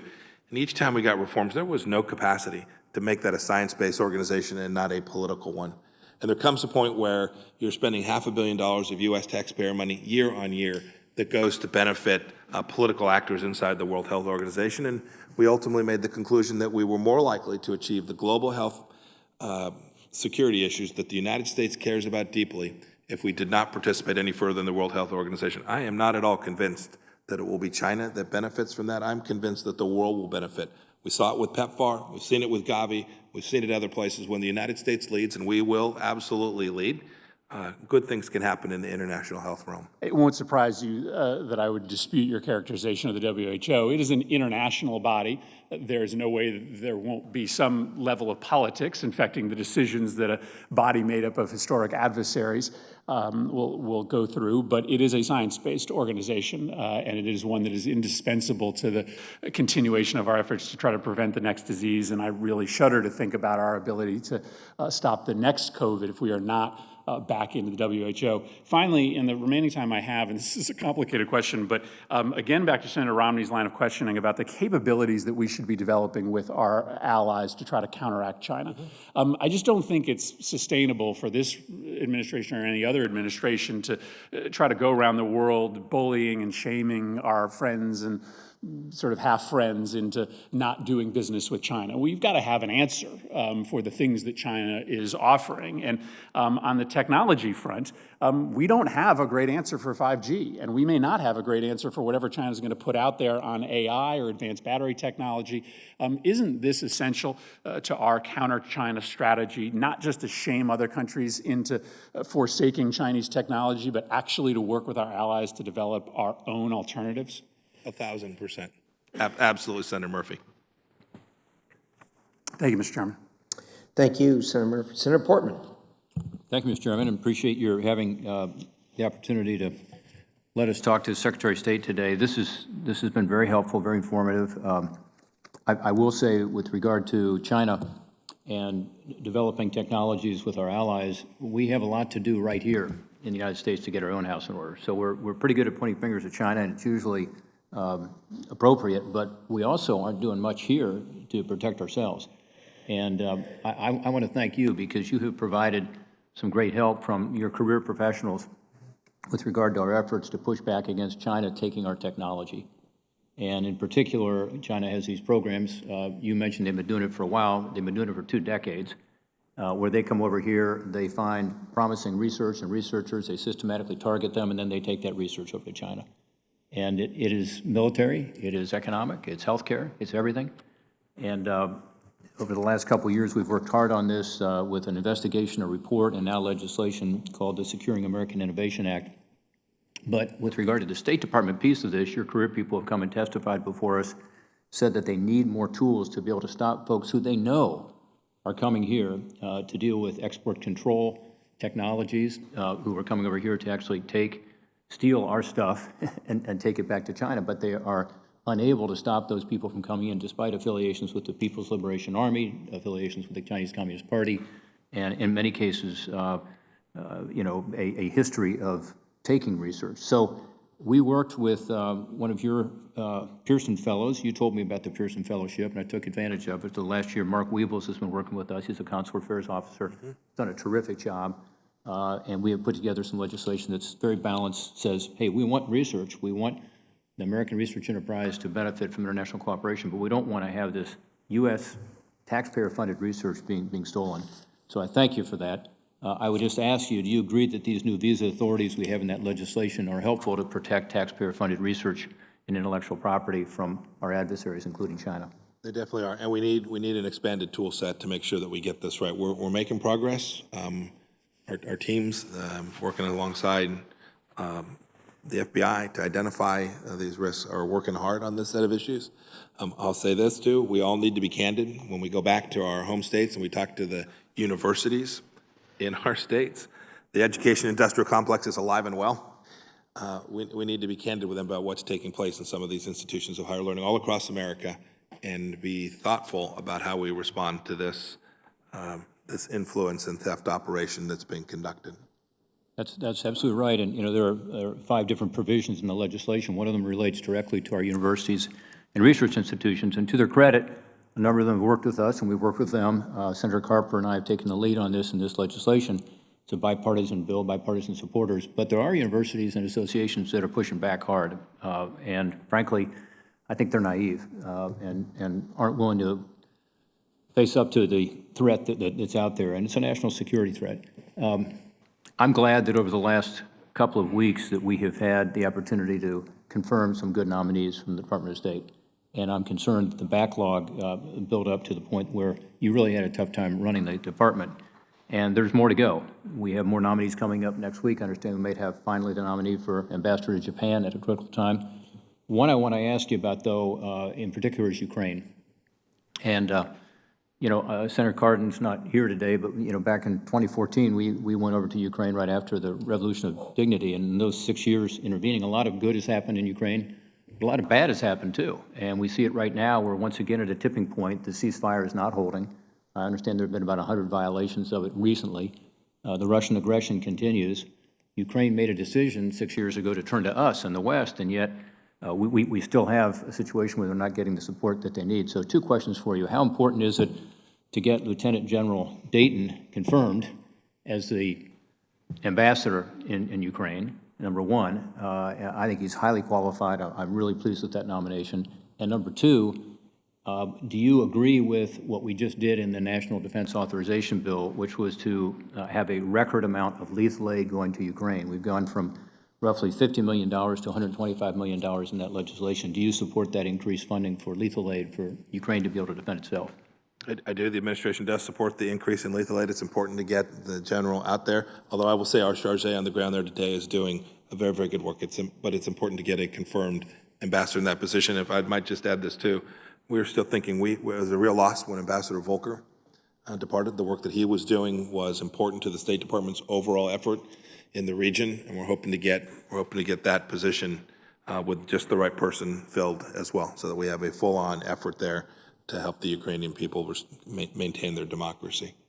We'll have a chance to talk to Lieutenant General Dayton, at least remotely, when he comes, but he's done a good job, in my view, of modernizing their military and knows the Ukrainian issues inside and out, and he's the right person at the right time, and I'm pleased he's willing to step up and do it. It was a good choice. With regard to Germany, just my point of view, for what it's worth, not asking you a question here particularly, but I think moving troops out of Germany is a good idea if they stay in Europe.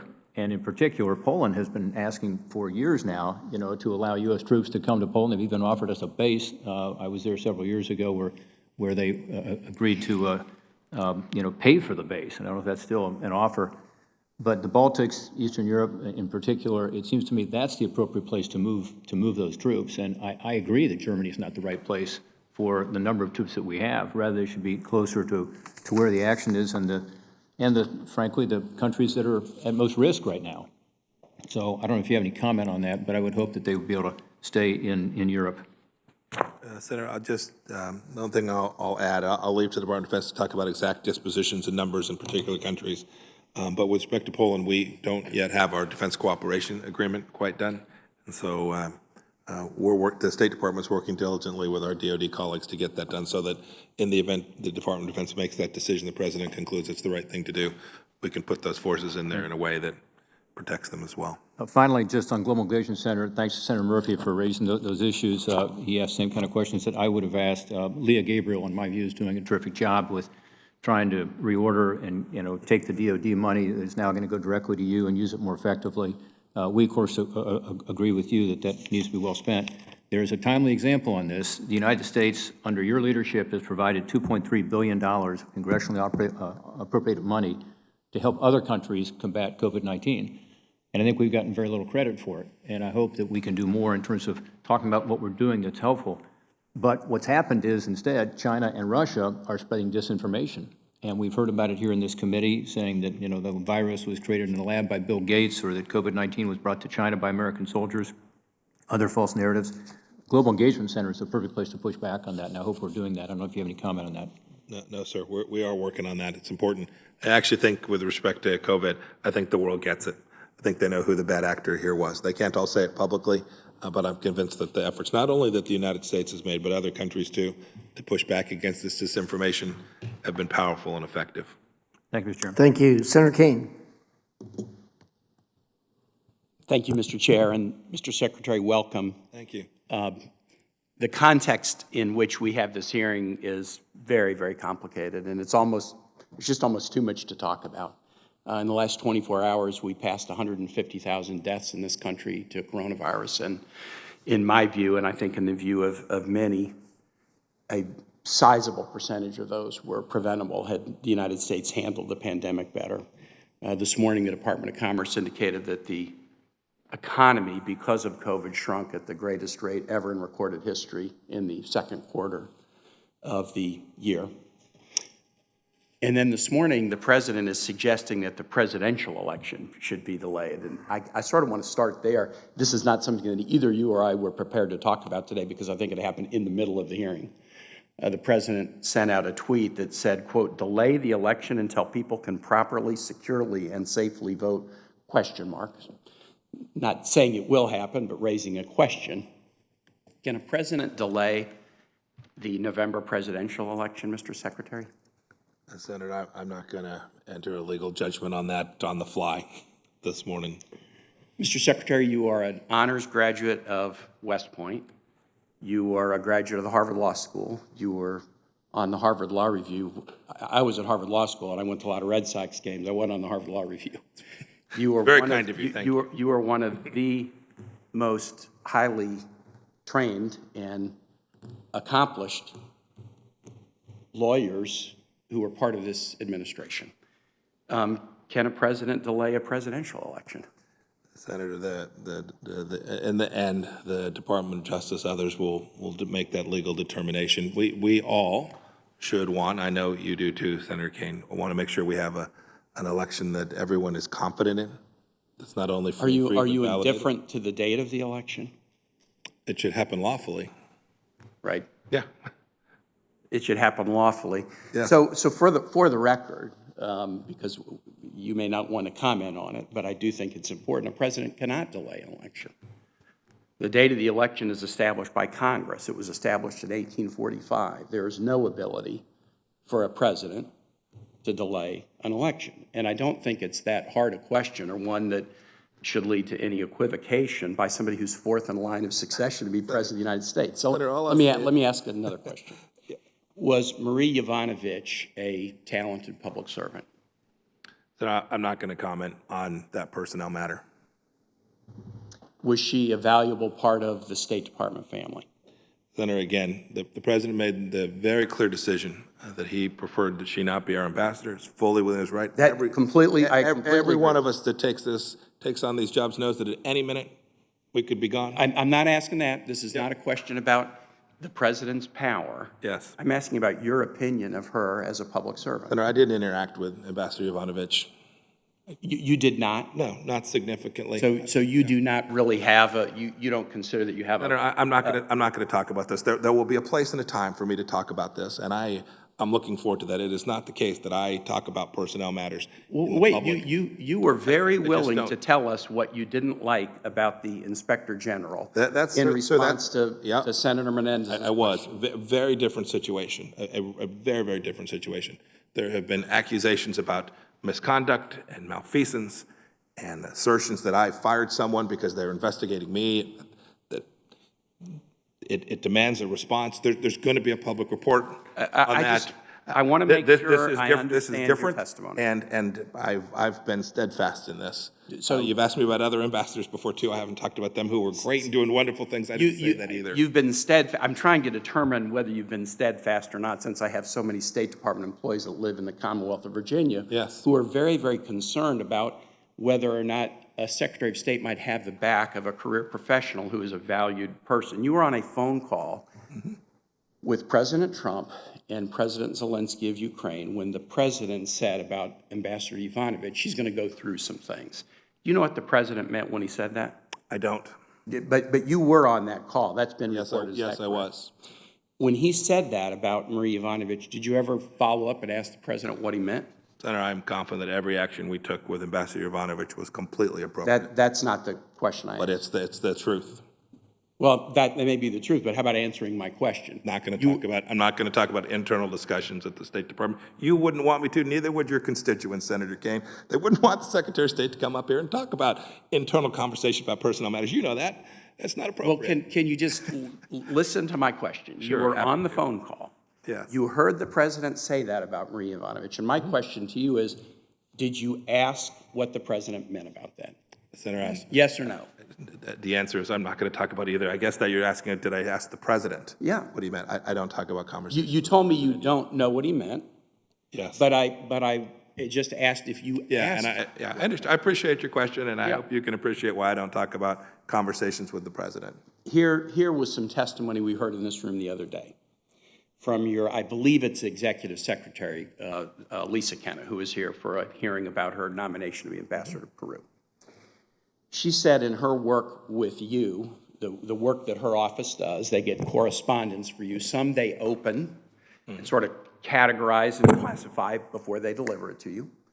And then she said there's a second category of correspondence that they don't open if it's personal to you, if it's for your eyes only, if it's something from another cabinet member. They would not open that, but they would just deliver it to you. But she said there's a third category of documents that was documents delivered by Rudy Giuliani to you, which didn't go through the process of being opened, and it also didn't go through the process of coming to her and having it delivered to you. It came directly to you. What was your response to Rudy Giuliani's effort to sack Ambassador Yovanovitch? Did you say, hey, it's not your job, this is my job? The President of the United States has the unconditional right to have the ambassadors he wants. Stipulated for the record. But it's what was your interaction with Rudy Giuliani? I appreciate this. Don't go into great magical effects with respect to how a package came. That's It's all silliness. You should know for the record that that package was delivered to Capitol Hill by the former Inspector General, who ran frantically to Capitol Hill and made a big news. My time is up. I'm just going to say, you might think this is silly. Yeah. You might think these questions are silly. Yeah. But when somebody works for their entire career for the State Department and they are slandered with lies and sacked for no good reason, that sends a message that could not be clearer to other State Department officials. And it may be just a big joke. I mean, hey, look at you smiling and laughing and calling it silly. I don't think it's silly to Marie Yovanovitch or the people who work for you. I don't think it's silly to the United States Department of State to understand that every ambassador, every political appointee knows that when the President of the United States finds that they lack confidence in you, the President has the right to terminate them. It's that easy, includes me. Senator Paul. That's straightforward. And you should note, I didn't slander anyone. I did. This was handled appropriately and properly, Senator. History demonstrates that wars are easier to start than they are to end. I think that's fair. We have agreement. We have agreement. I think the Afghan war is a great example of that. After nearly 20 years of war, many are questioning the mission. In fact, many have been questioning what the mission is in Afghanistan for a decade or more. Including President Trump. I traveled with him to the sad duty at Dover, receiving 2 of our soldiers home, and I know it affects him personally. I know he's been very public and very consistent, and I think very sincere in wanting to end the war in Afghanistan. Army Lieutenant General Dan McNeil put it this way when asked about the mission. He says, I tried to get someone to define for me what winning meant, even before I went over, and nobody could. Nobody would give me a good definition of what it meant. Some people were thinking in terms of Jeffersonian democracy, but that's just not going to happen in Afghanistan. This statement was 13 years ago. When asked about our mission, General Douglas Lute said, we were devoid of a fundamental understanding of Afghanistan. We didn't know what we were doing. What are we trying to do there? We didn't have the foggiest notion of what we were doing. This is from 5 years ago. How long is it going to take? What is our current mission? Why are we in Afghanistan? Do we have a cogent military reason to be in Afghanistan right now? So the President's given 2 missions. One is to reduce our force posture, both the risk to our young men and women who are fighting there. The second is to ensure that there's not a terror attack that emanates from that space. We set about conducting a peace and reconciliation process. We've now reduced forces there by about half since their most recent peak. We're on our way to reduce even further. I'm hopeful that we will get the Afghans to begin their negotiation because President Trump has made very clear his expectation. We've entered into agreement that we'll go to 0. We'll get our forces out of there. I think it's May of next year. And we're looking to do that on terms that make sure we protect America from a... Would you agree that Afghanistan is just one of probably hundreds of places that we potentially have terror threats or radical Islamic threats, and may not even be no longer the primary place? Hundreds, if you'll give me dozens and dozens, yes, sir, absolutely. Yeah. And do you think that maybe it's, we talked about in Europe that we had hundreds of thousands of troops in Germany because there was the Soviet Union and they had, 2 million, 3 million people in their army, and we had this sort of Cold War standoff. But circumstances have changed, and maybe even your opinion has changed over whether or not we need so many troops in Germany, and I applaud that. I think the same is in Afghanistan. It's certainly changed over 20 years. The war on terror is now, it always has been sort of a global one, but I think it may be a 20th century idea that we have to occupy territory so much that we have to have acres and we have to have large bases, particularly in countries that are in prolonged civil war.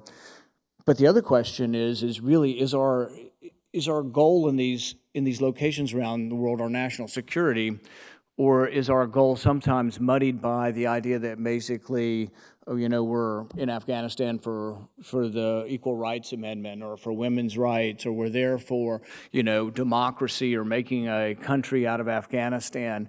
Are we there for building roads? We built a $45 million natural gas station in Afghanistan. They have no cars that run on natural gas, so we bought them cars that ran on natural gas. They have no money, so we gave them a credit card. my understanding is that the gas station was supposed to cost $500,000, cost $45 million, and is no longer functioning. So, I mean, is our goal national security, or is nation building part of what we should be doing as a country? I think President Trump's made it unambiguous. Our mission set there is American national security, plain and simple. I'd add only this. There are times in the world where we are better off if there are democratic nations. The State Department is designed, right, to provide, to build resilience, to do this kind of thing. But I do think our foreign policy sometimes has been overly ambitious about what it is we can accomplish through the use of military force with respect to getting other nations to I think look more encouraging like democracy and being part of supportive of democracy doesn't mean we have to pay for trying to institute our image in some other country, because it just doesn't, frankly, work. When we look at trying to end the Afghan war, I think in some ways we are stuck in the sense that people have decided we can only leave with some sort of treaty with the Taliban, some sort of agreement with the Taliban.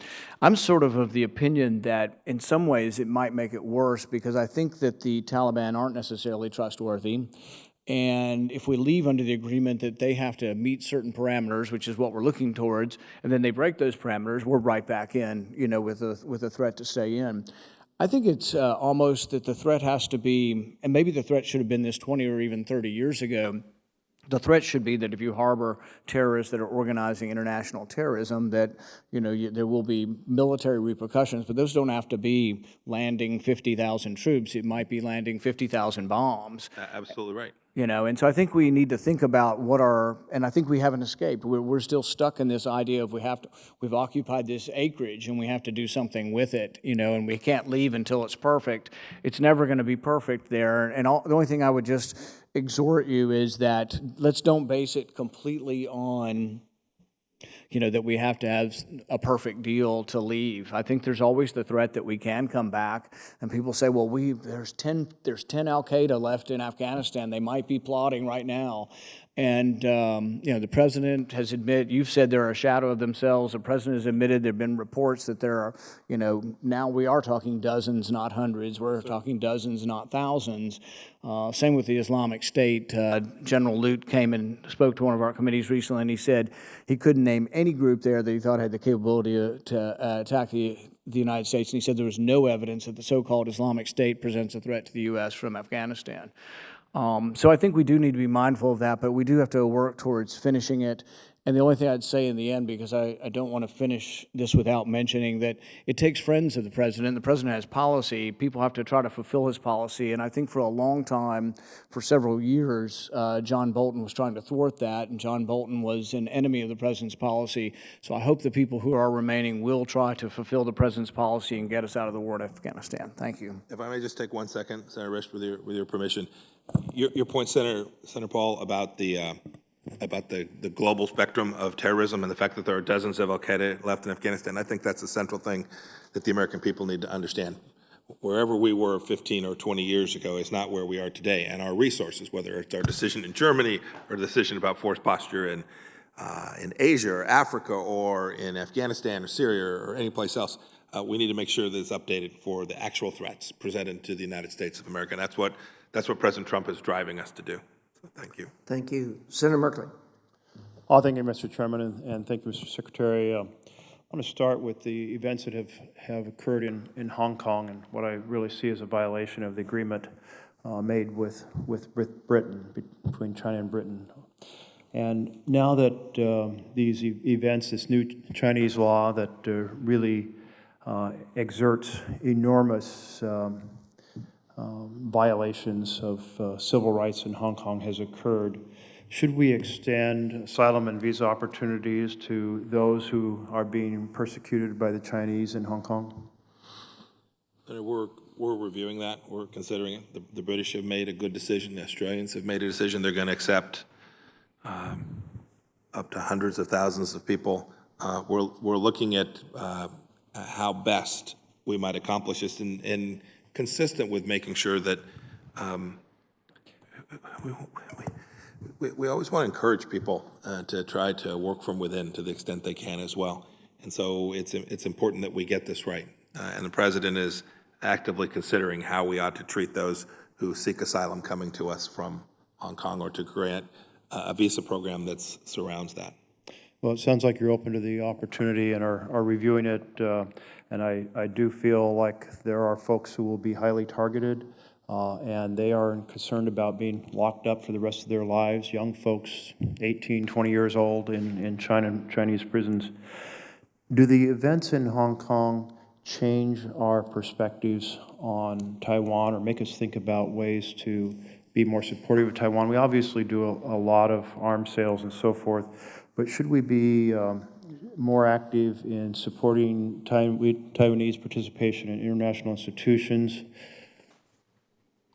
Senator, they are different situations.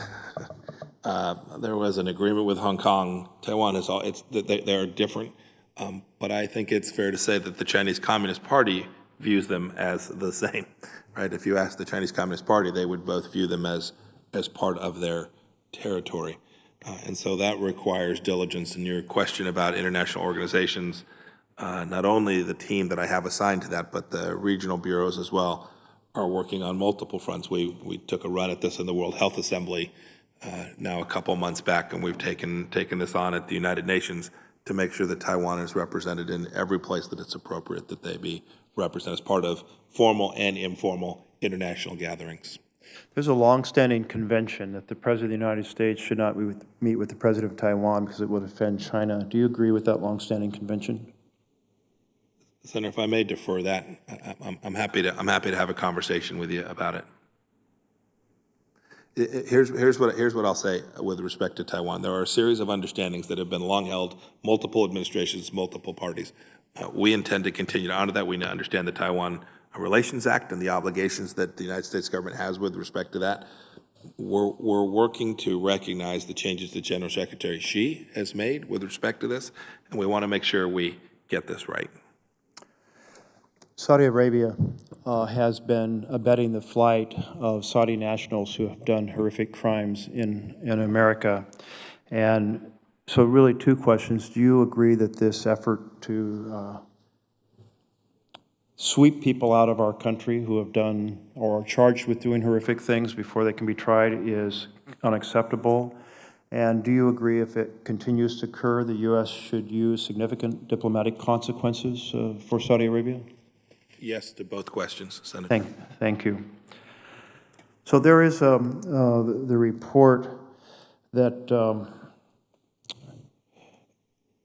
well, we've done several things in regard to the situation in Xinjiang and the Chinese incarceration, basically slave camps of a million Uyghurs. And we've done some recent things, and I applaud those recent steps to impose sanctions to block exports that were done with forced labor in China. But I also feel like there's another narrative that has undermined kind of the effectiveness of this. And as we've heard about the President's comments in November 2017 trip to China, where he indicated that President Xi should go ahead with building concentration camps. And then again in June 2019, a year and a half later, President Trump's conversation with President Xi, saying again, basically, it should go ahead building the camps and it's the right thing to do. I think it's absolutely the wrong thing to do, and we have done some, as I noted, some steps that suggest that's, but should we be more robust at every level in condemning the Chinese enslavement of the Uyghurs? Senator, I think the answer is yes. I'm proud of what we've done, the way that the United States has responded, not only the responses we've taken directly, but the work we've done around the world to convince the whole world of what's taking place there.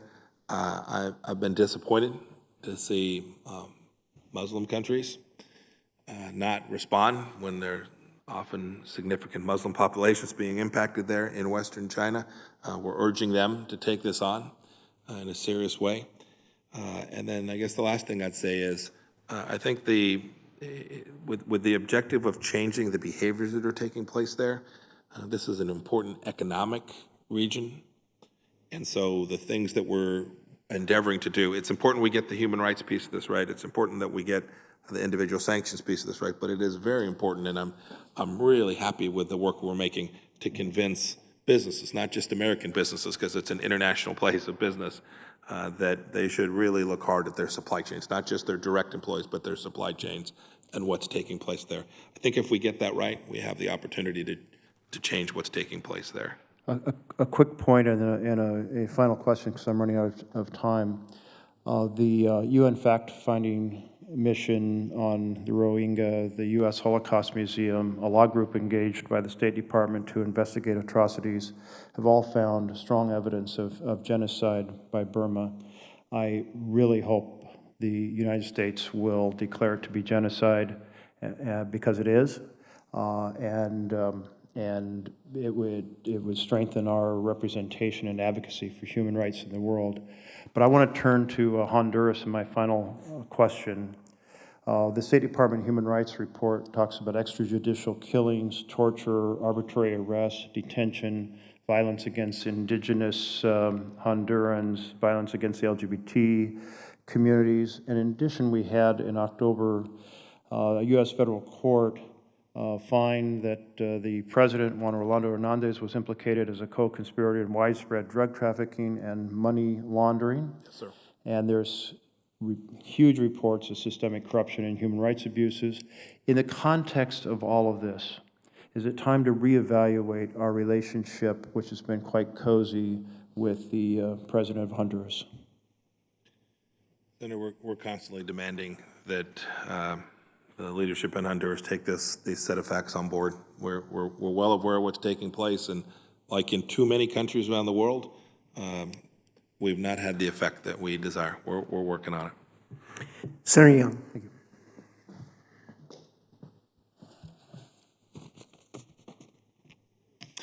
Mr. Secretary, welcome. Good to have you here. Todd.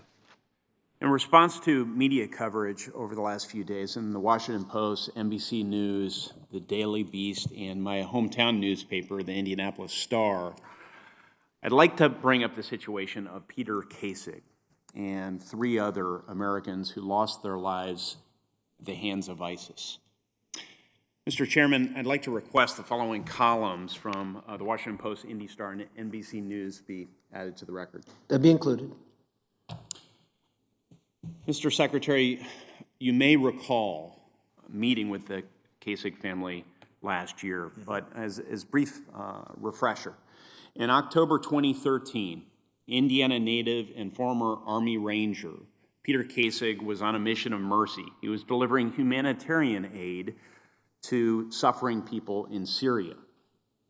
He was taken hostage by ISIS, and sadly, after months of torture and incredible hardship at the hands of these ISIS terrorists, and in spite of his embrace of Islam, he was brutally beheaded. Sadly, 3 other Americans, James Foley, Stephen Sotloff, and Kayla Mueller, also lost their lives at the hands of ISIS murderers. I know each of their stories are familiar to other members of this committee. Since that time, some of the murderers, known as the Beatles, have been killed in U.S.-led drone strikes, but others remain at large, and I know you agree they must be brought to justice. I believe that the United States government should work tirelessly, independently, and with the cooperation of allies to hunt down the killers of these Americans and bring them to justice here in the United States of America. Mr. Secretary, do you agree with me? I do, and you should know that the President of the United States agrees as well. What efforts can the State Department and our missions overseas take to bring this about? So it's a broad effort. I think we're making progress. It's, Department of Defense, their intelligence assets, the broader set of U.S. intelligence assets, all aimed at making sure we understand, and then working with important partners too, who want justice but have a different set of rules about how to think about that. So working to convince them that proceeding to bring them to justice is the right approach. I'm very hopeful that we will in the coming weeks have a good outcome here. You alluded to different perspectives that exist out there? What precise obstacles stand in the way, and what can you do to overcome them? So an example, and I'll stay away from this particular instance, but an example is when we make a decision from time to time to bring someone back from someplace else, either through extradition or through another legal process, the countries will say because we have the death penalty or because of a certain set of rules we have here, they won't either permit that to happen or share the information that we might need to complete a successful prosecution. And one of our roles is to make sure that those countries will permit us to do that. I do want to interject, and it's important to note here, though you were just using an example, it's my understanding that the 4 families are no longer pursuing the death penalty for these terrorists. Their hope is that this shift will alleviate any challenges whatsoever that we've encountered with the British government and their justice system in allowing the prosecution to move forward in the United States. I appreciate that, Senator Young, and that's important. Yeah, I'll leave it at that. Yes, sir. I am committed to working with you, and I suspect there are other members of this committee who will join me in that effort to ensure that justice is delivered and delivered here in the United States. Will you commit to working with me in this committee to ensure that we pursue this matter accordingly? Of course, yes, sir. All right, thank you. I'd like to move to the United Nations and how over the past several years, Mr. Secretary, the U.S. has lost ground in its engagement with a number of UN bodies and programs. Most recently, the administration formally submitted paperwork to withdraw from the World Health Organization. At the same time, the role and influence of other countries, particularly the communist government in China, has been growing at the UN. It's expanded its role in a range of UN agencies, with Chinese nationals currently holding the top job in 4 of the organization's 15 specialized agencies. The International Civil Aviation Organization, the Food and Agricultural Organization, the International Telecom Union, and the UN Industrial Development Organization. For comparison, a French national leads 2 specialized agencies, the IMF and UNESCO. The UK leads 1, the ILO, and the US leads just 1, the World Bank. Although a US national does lead the UN Children's Fund and the World Food Program, which are large and prominent UN organizations. So building on Senator Murphy's earlier line of questioning, why don't we look beyond the World Health Organization, and I ask you, Mr. Secretary, what implications does this losing of ground within UN bodies and agencies have on advancing U.S. national security interests and other foreign policy priorities that we might have in the UN system? Yeah, it's very significant, and it is a at least 15-year-long slide that has taken place in growth of the Chinese Communist Party's influence in these institutions and organizations.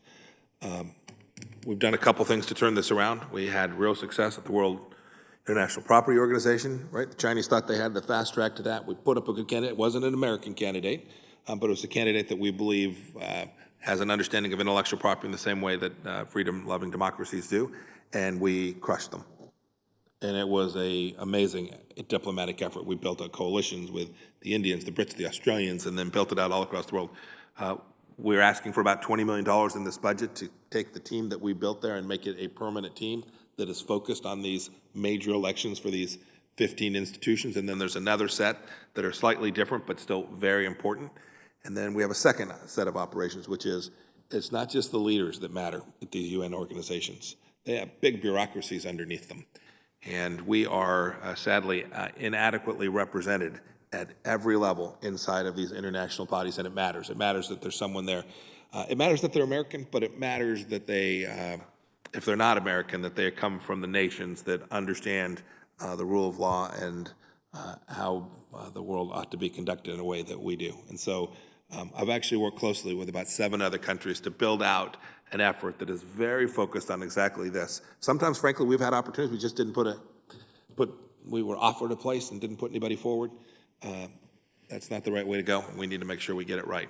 I'm confident that in a year and 2 years, we'll be in a better place than we are today, and I hope we'll have the resources do that. It's a little bit of a resource issue, but it's a lot of a focus issue, and I think I've cleaned that up materially. Senator Perdue.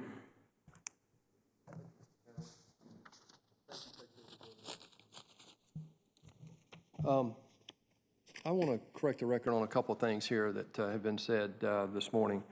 First of all, I believe that Secretary Tillerson's two predecessors oversaw probably one of the most major withdrawals in foreign policy from the global stage that America has ever seen.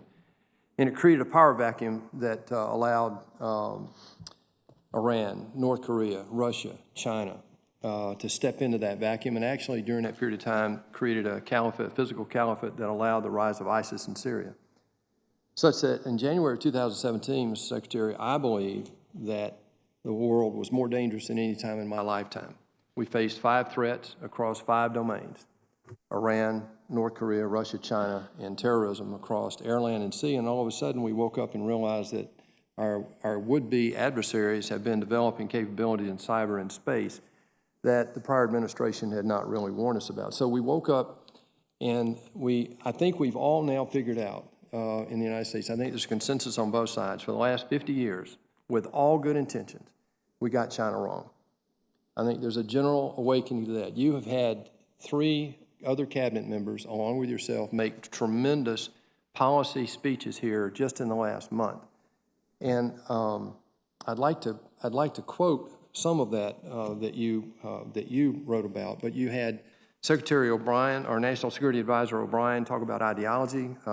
FBI Director Wray talk about espionage. Attorney General Barr talk about economics. And you talked about the warning here. I'm going to quote. This is your quote. "We had a very clear purpose in those 4 speeches, a real mission. It was to explain the different facets of America's relationship with China, the massive imbalances in that relationship that have built up over decades, and the Chinese Communist Party's design for hegemony." It's interesting you chose that word because the Chinese love to quote Confucius. And they quote one of his famous sayings is, just as there can't be 2, and they do this recently, just as there can't be 2 suns in the sky, there can't be 2 emperors on the earth. And the word they use for emperor is not benign dictator, which is the most common use of that translation. It's hegemon. They want to be the hegemon that they feel like they were for 4,000 years. You said further, our goal was to make clear that the threats to Americans that President Trump's China policy aims to address are clear and our strategy for securing those freedoms established. You went on to say later in there, in closing this out, you said securing, and I think this is the most important sentence in this speech, in my opinion, securing our freedoms from the Chinese Communist Party is the mission of our time, and America is perfectly positioned to lead it because of our founding principles give us that opportunity. Tremendous statement. That will go down in history. The fact that only 6% of China's population belong to the Communist Party, Mr. Secretary, I would argue that our fight's not with the Chinese people, it's with the Communist Party. There's a statement from the administration here dated May 26, 2020. It says, "We do not seek to contain China's development, nor do we wish to disengage from the Chinese people." Can you articulate what the threats the Chinese Communist Party makes or represents to our democracy and our freedoms here, and what are we doing as a Chinese strategy as we try to manage, during your administration here, as we try to manage this turn in our relationship with China, to confront them, to stand up to them, but also to protect our freedoms here at home? So, Senator, there are multiple fronts to this, and these aren't created by the Department of State. They're created by what the Chinese Communist Party says, to your point. And President Trump recognized that. He talked about it in his campaign back as far as 2015. We've got to get this imbalance corrected. And when we do, there'll be costs associated with that. We've got the largest increase in our military buildup that President Trump has led. We're very focused on an arms control, a strategic dialogue that we're having today. It was in Vienna on the 27th and 28th of this month, a few days back. We know we need China to be part of that too. They're now a significant nuclear power. We've seen what's happened on the economic front. We see their Belt and Road Initiative. So they're competing. Senator Rubio talked about their efforts in 4 or 5 technology spheres. This is a multi-front campaign. It will take not only the United States government, but the United States citizens to understand this challenge.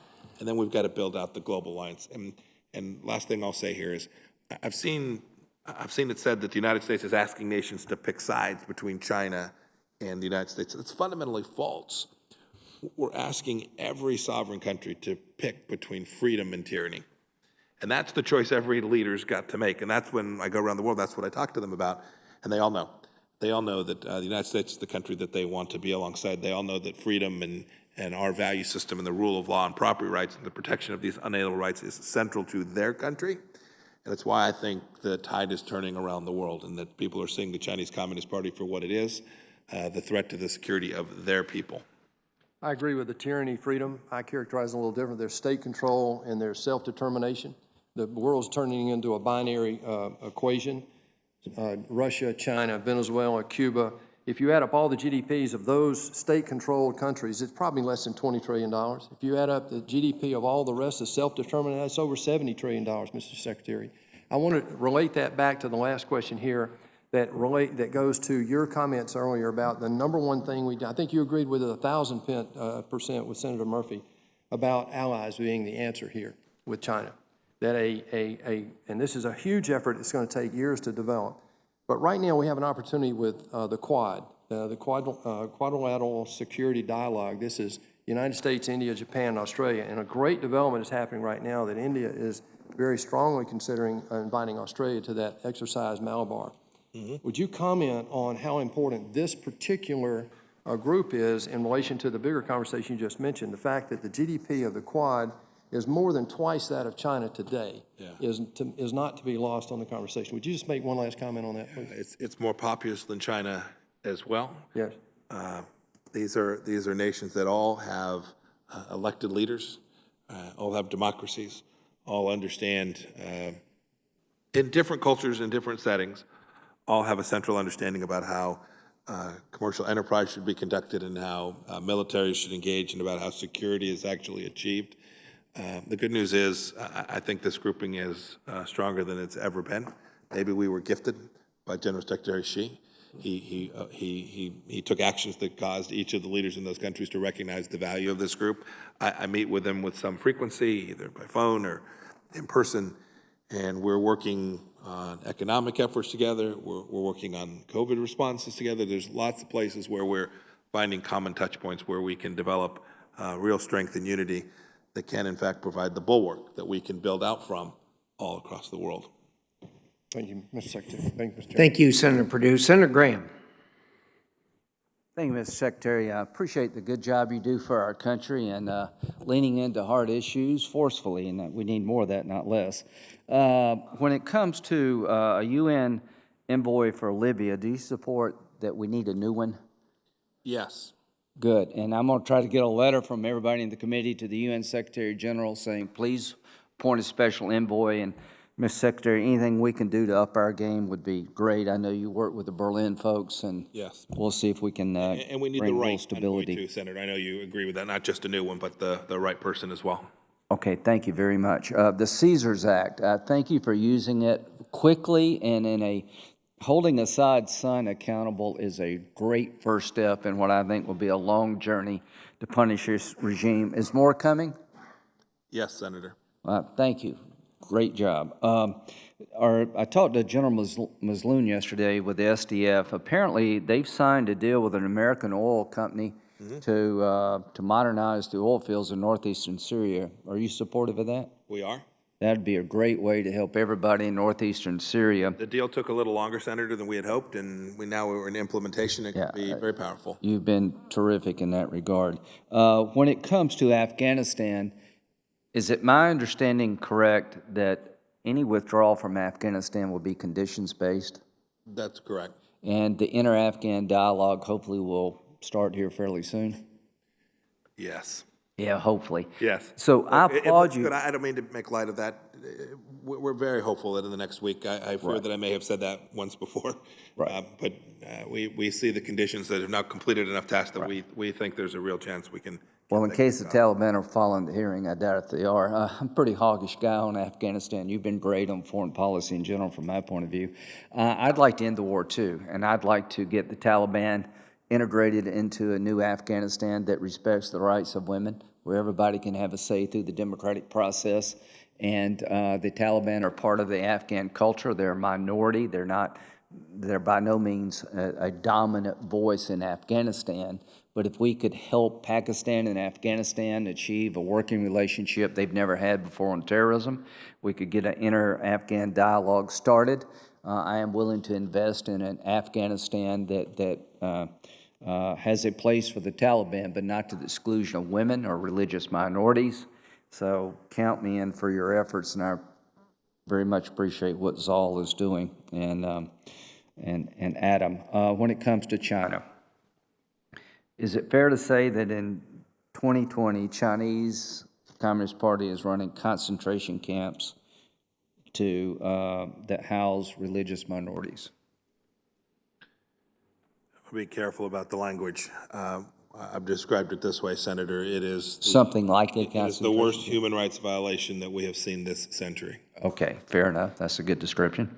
You closed the Houston consulate down because they were using the diplomatic platform to cheat, steal, and lie when it comes to intellectual property. That intellectual property and other items as well, yes. The special status of Hong Kong has been virtually destroyed. Is that fair to say? Yes. And I appreciate you speaking about it and taking action. When it comes to the rule of law, the Chinese Communist Party sees it's more of a nuisance than anything else.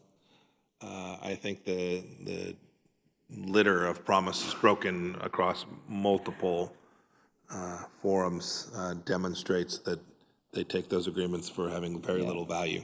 If you got a property dispute, you generally don't build a military base on the contested property. You actually go to some kind of court and work it out. We just passed in the Judiciary Committee legislation modeled on JASTA, allowing Americans who have been victims of the coronavirus to sue the Chinese Communist Party. Do you support that? I haven't had a chance to take a look at it. We'll get it to you, and please get it back to us if you could. Bottom line, Syria is never going to end until we get the entire fabric of Syrian society in a room working together. The northeastern footprint we have, where we're working with the SDF, who helped us destroy the ISIS caliphate, they did most of the heavy fighting. That gives us leverage. I appreciate you being an advocate for the SDF. I appreciate that you've tried to work with the new leadership in Iraq.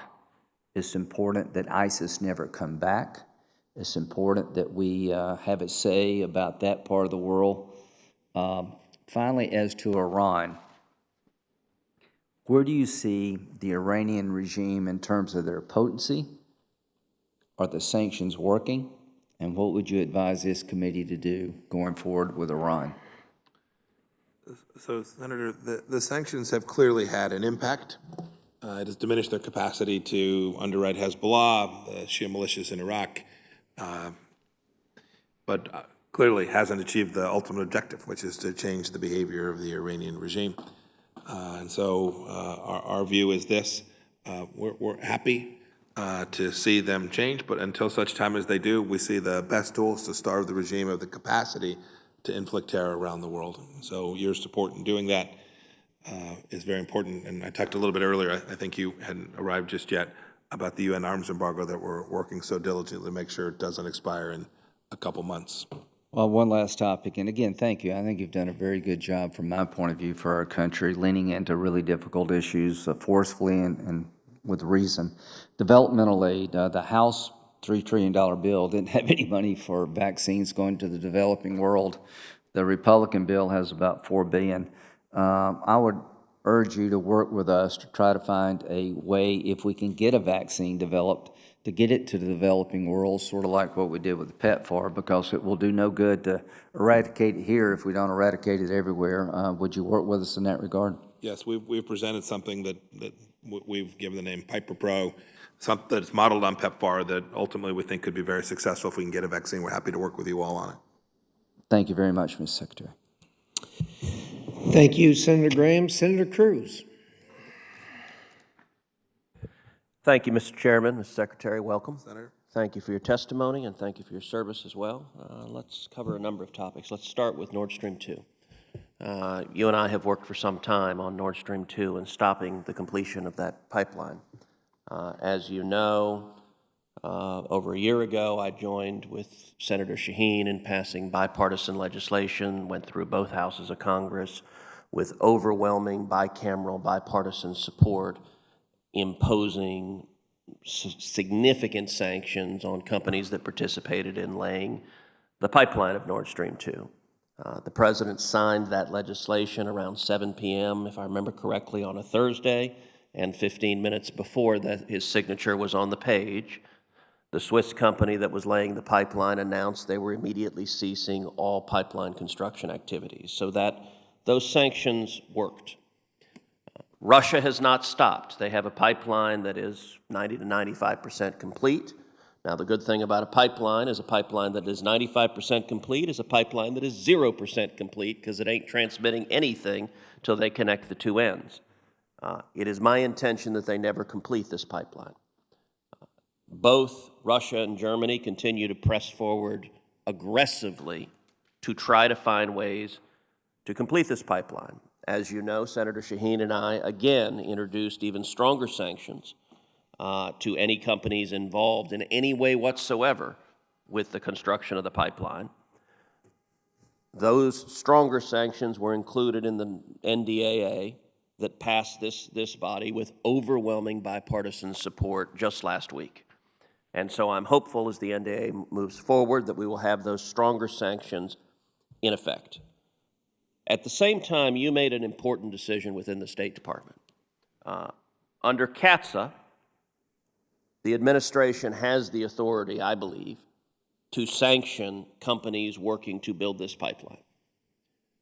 Your predecessor, Secretary Tillerson, had issued, as I understand it, a guidance that was widely interpreted as essentially exempting Nord Stream 2. And you made the right decision to rescind that guidance. Can you explain to the committee the importance of that guidance and what authority the administration has right now today, with no additional legislation, to sanction any company, any German company, any other company that participates in any way with completing this pipeline? Yep. So thanks, Senator Cruz. The president made that decision to change that language. It was my recommendation, so I'm not walking away from it. But I want to make sure everybody knew the president was fully on board with that change. That language was important because, to your point, and this is a little bit too simple, but it was essentially a get-out-of-jail-free card for those conducting activities surrounding Nord Stream 2. That's no longer true, and both the State Department and the Department of Treasury have made very clear in our conversations with those who have equipment there, and we can see that they're responding, as are their insurers, their board of directors, their lawyers, all understand the express threat that is posed to them for continuing to work on completion of the pipeline, and we remain hopeful that those who have the capacity to finish this pipeline quickly won't be able to do so. They'll choose not to because of these sanctions. And then we have the task of those that are harder to reach by sanctions, making sure that we do everything we can to stop them. The president's been so clear about the security threat that the Nord Stream 2 pipeline poses to Europe. We've not been able to convince the Germans of that. So we're taking action ourselves to try and accomplish that, to preserve security for the European people. So, Secretary Pompeo, I know you care about this issue. I spent about 6 hours with the President yesterday on Air Force One, and Nord Stream 2 came up in considerable depth, as did the President's frustrations with the leadership of Germany.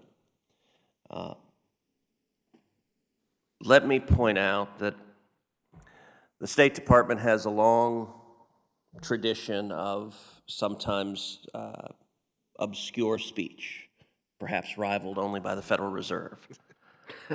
This is an issue in which ambiguity is not beneficial. And as you know, the Russians are actively pushing disinformation, that they're not going to be sanctions for anyone involved in this pipeline. The Russians actively push disinformation that the bipartisan legislation I had introduced previously was not going to pass. That was wrong. I remember that. And we had overwhelming bipartisan support that passed it into law. And so I would encourage, I believe under CAATSA you have full legal authority right now to make clear and explicitly clear to anyone involved with constructing this pipeline that the consequences of doing so are catastrophic and not worth doing. And so I would encourage the State Department, and I recognize you work within an administration, and there may be other agencies that have different views, but If there are, those other agencies aren't right in this matter. And so I urge you to speak with absolute clarity, because it is only that clarity, I think, that has any prayer of actually stopping the completion of this pipeline. And if the pipeline is completed, it will do serious damages to the economic interest and the national security interest of Europe. It will do serious damage to the economic and national security interest of the United States, and it will benefit Putin and put billions of dollars in his pocket. There's no need for ambiguity. The President hasn't been ambiguous about this at all. There was a reason that we made the change in that language, essentially the waiver language, if you will. We're fully intent of sanctioning those that violate the provisions that are contained there, both in CAATSA and otherwise. Thank you. That's helpful. Let's shift to another area. I hope that's clear enough. That last statement had substantially greater clarity, and so I am grateful and look forward to amplifying it loudly. Thank you, Senator. Let's shift to another topic that you and I have also discussed at length, which is Iran snapback. I believe maximum pressure should be maximum pressure, that the Iranian regime, the Ayatollah, when he says death to America, that he means it, that when he says death to Israel, that he means it, under the terms of the Obama-Iran nuclear deal and the UN Security Council resolution implementing it. The United States has the authority to invoke snapback sanctions if and when Iran is in violation of the deal. We have that authority even though we have withdrawn from that deal. Iran is now nakedly, openly, flagrantly flouting the deal. They're not pretending to comply with it. It is obvious they are defying it, and they're telling us they're defying it. Will the United States invoke the snapback sanctions, which would result in reimposing not just American sanctions, but far broader sanctions on Iran for their violations of the deal? I think the President's been very clear. We believe we have this authority. I've spoken to this a couple of times. We believe that under UN Security Council Resolution 2231, we clearly have the authority to do this, and that we are not going to permit this arms embargo to expire on October 18th. We're going to introduce a UN Security Council resolution we hope will be met with approval from the other members of the P5. In the event that it's not, we're going to take the action necessary to ensure that this arms embargo doesn't expire. We have the capacity to execute snapback, and we're going to use it in a way that protects and defends America. Thank you. Thank you, Senator Cruz. Mr. Secretary, we promised you a hard stop at 11:30. We like to keep our commitments, and we have by about 30 seconds, according to my clock. Thank you so much for your service to the United States of America. Thank you for working with this committee as you have. We sincerely appreciate it. For information to the members, the record will remain open until close of business on Friday, and any responses that are given will be made part of the record. With that, again, thank you, Mr. Secretary, and this hearing is adjourned. Thank you, Mr. Chairman. Thank you, Ranking Member.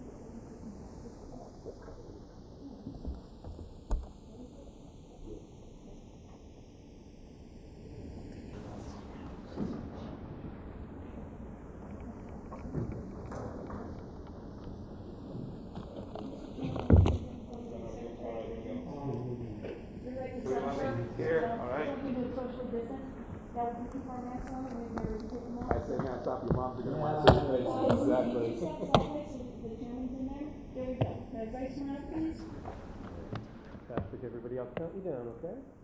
3, 2, 1. And again, 3, 2, 1. And last time. 3, 2, 1. Thank you so much. Thanks, everybody. Thanks for coming. I hope you all have a good time. Absolutely. We're working hard too. Do our best. Thank you.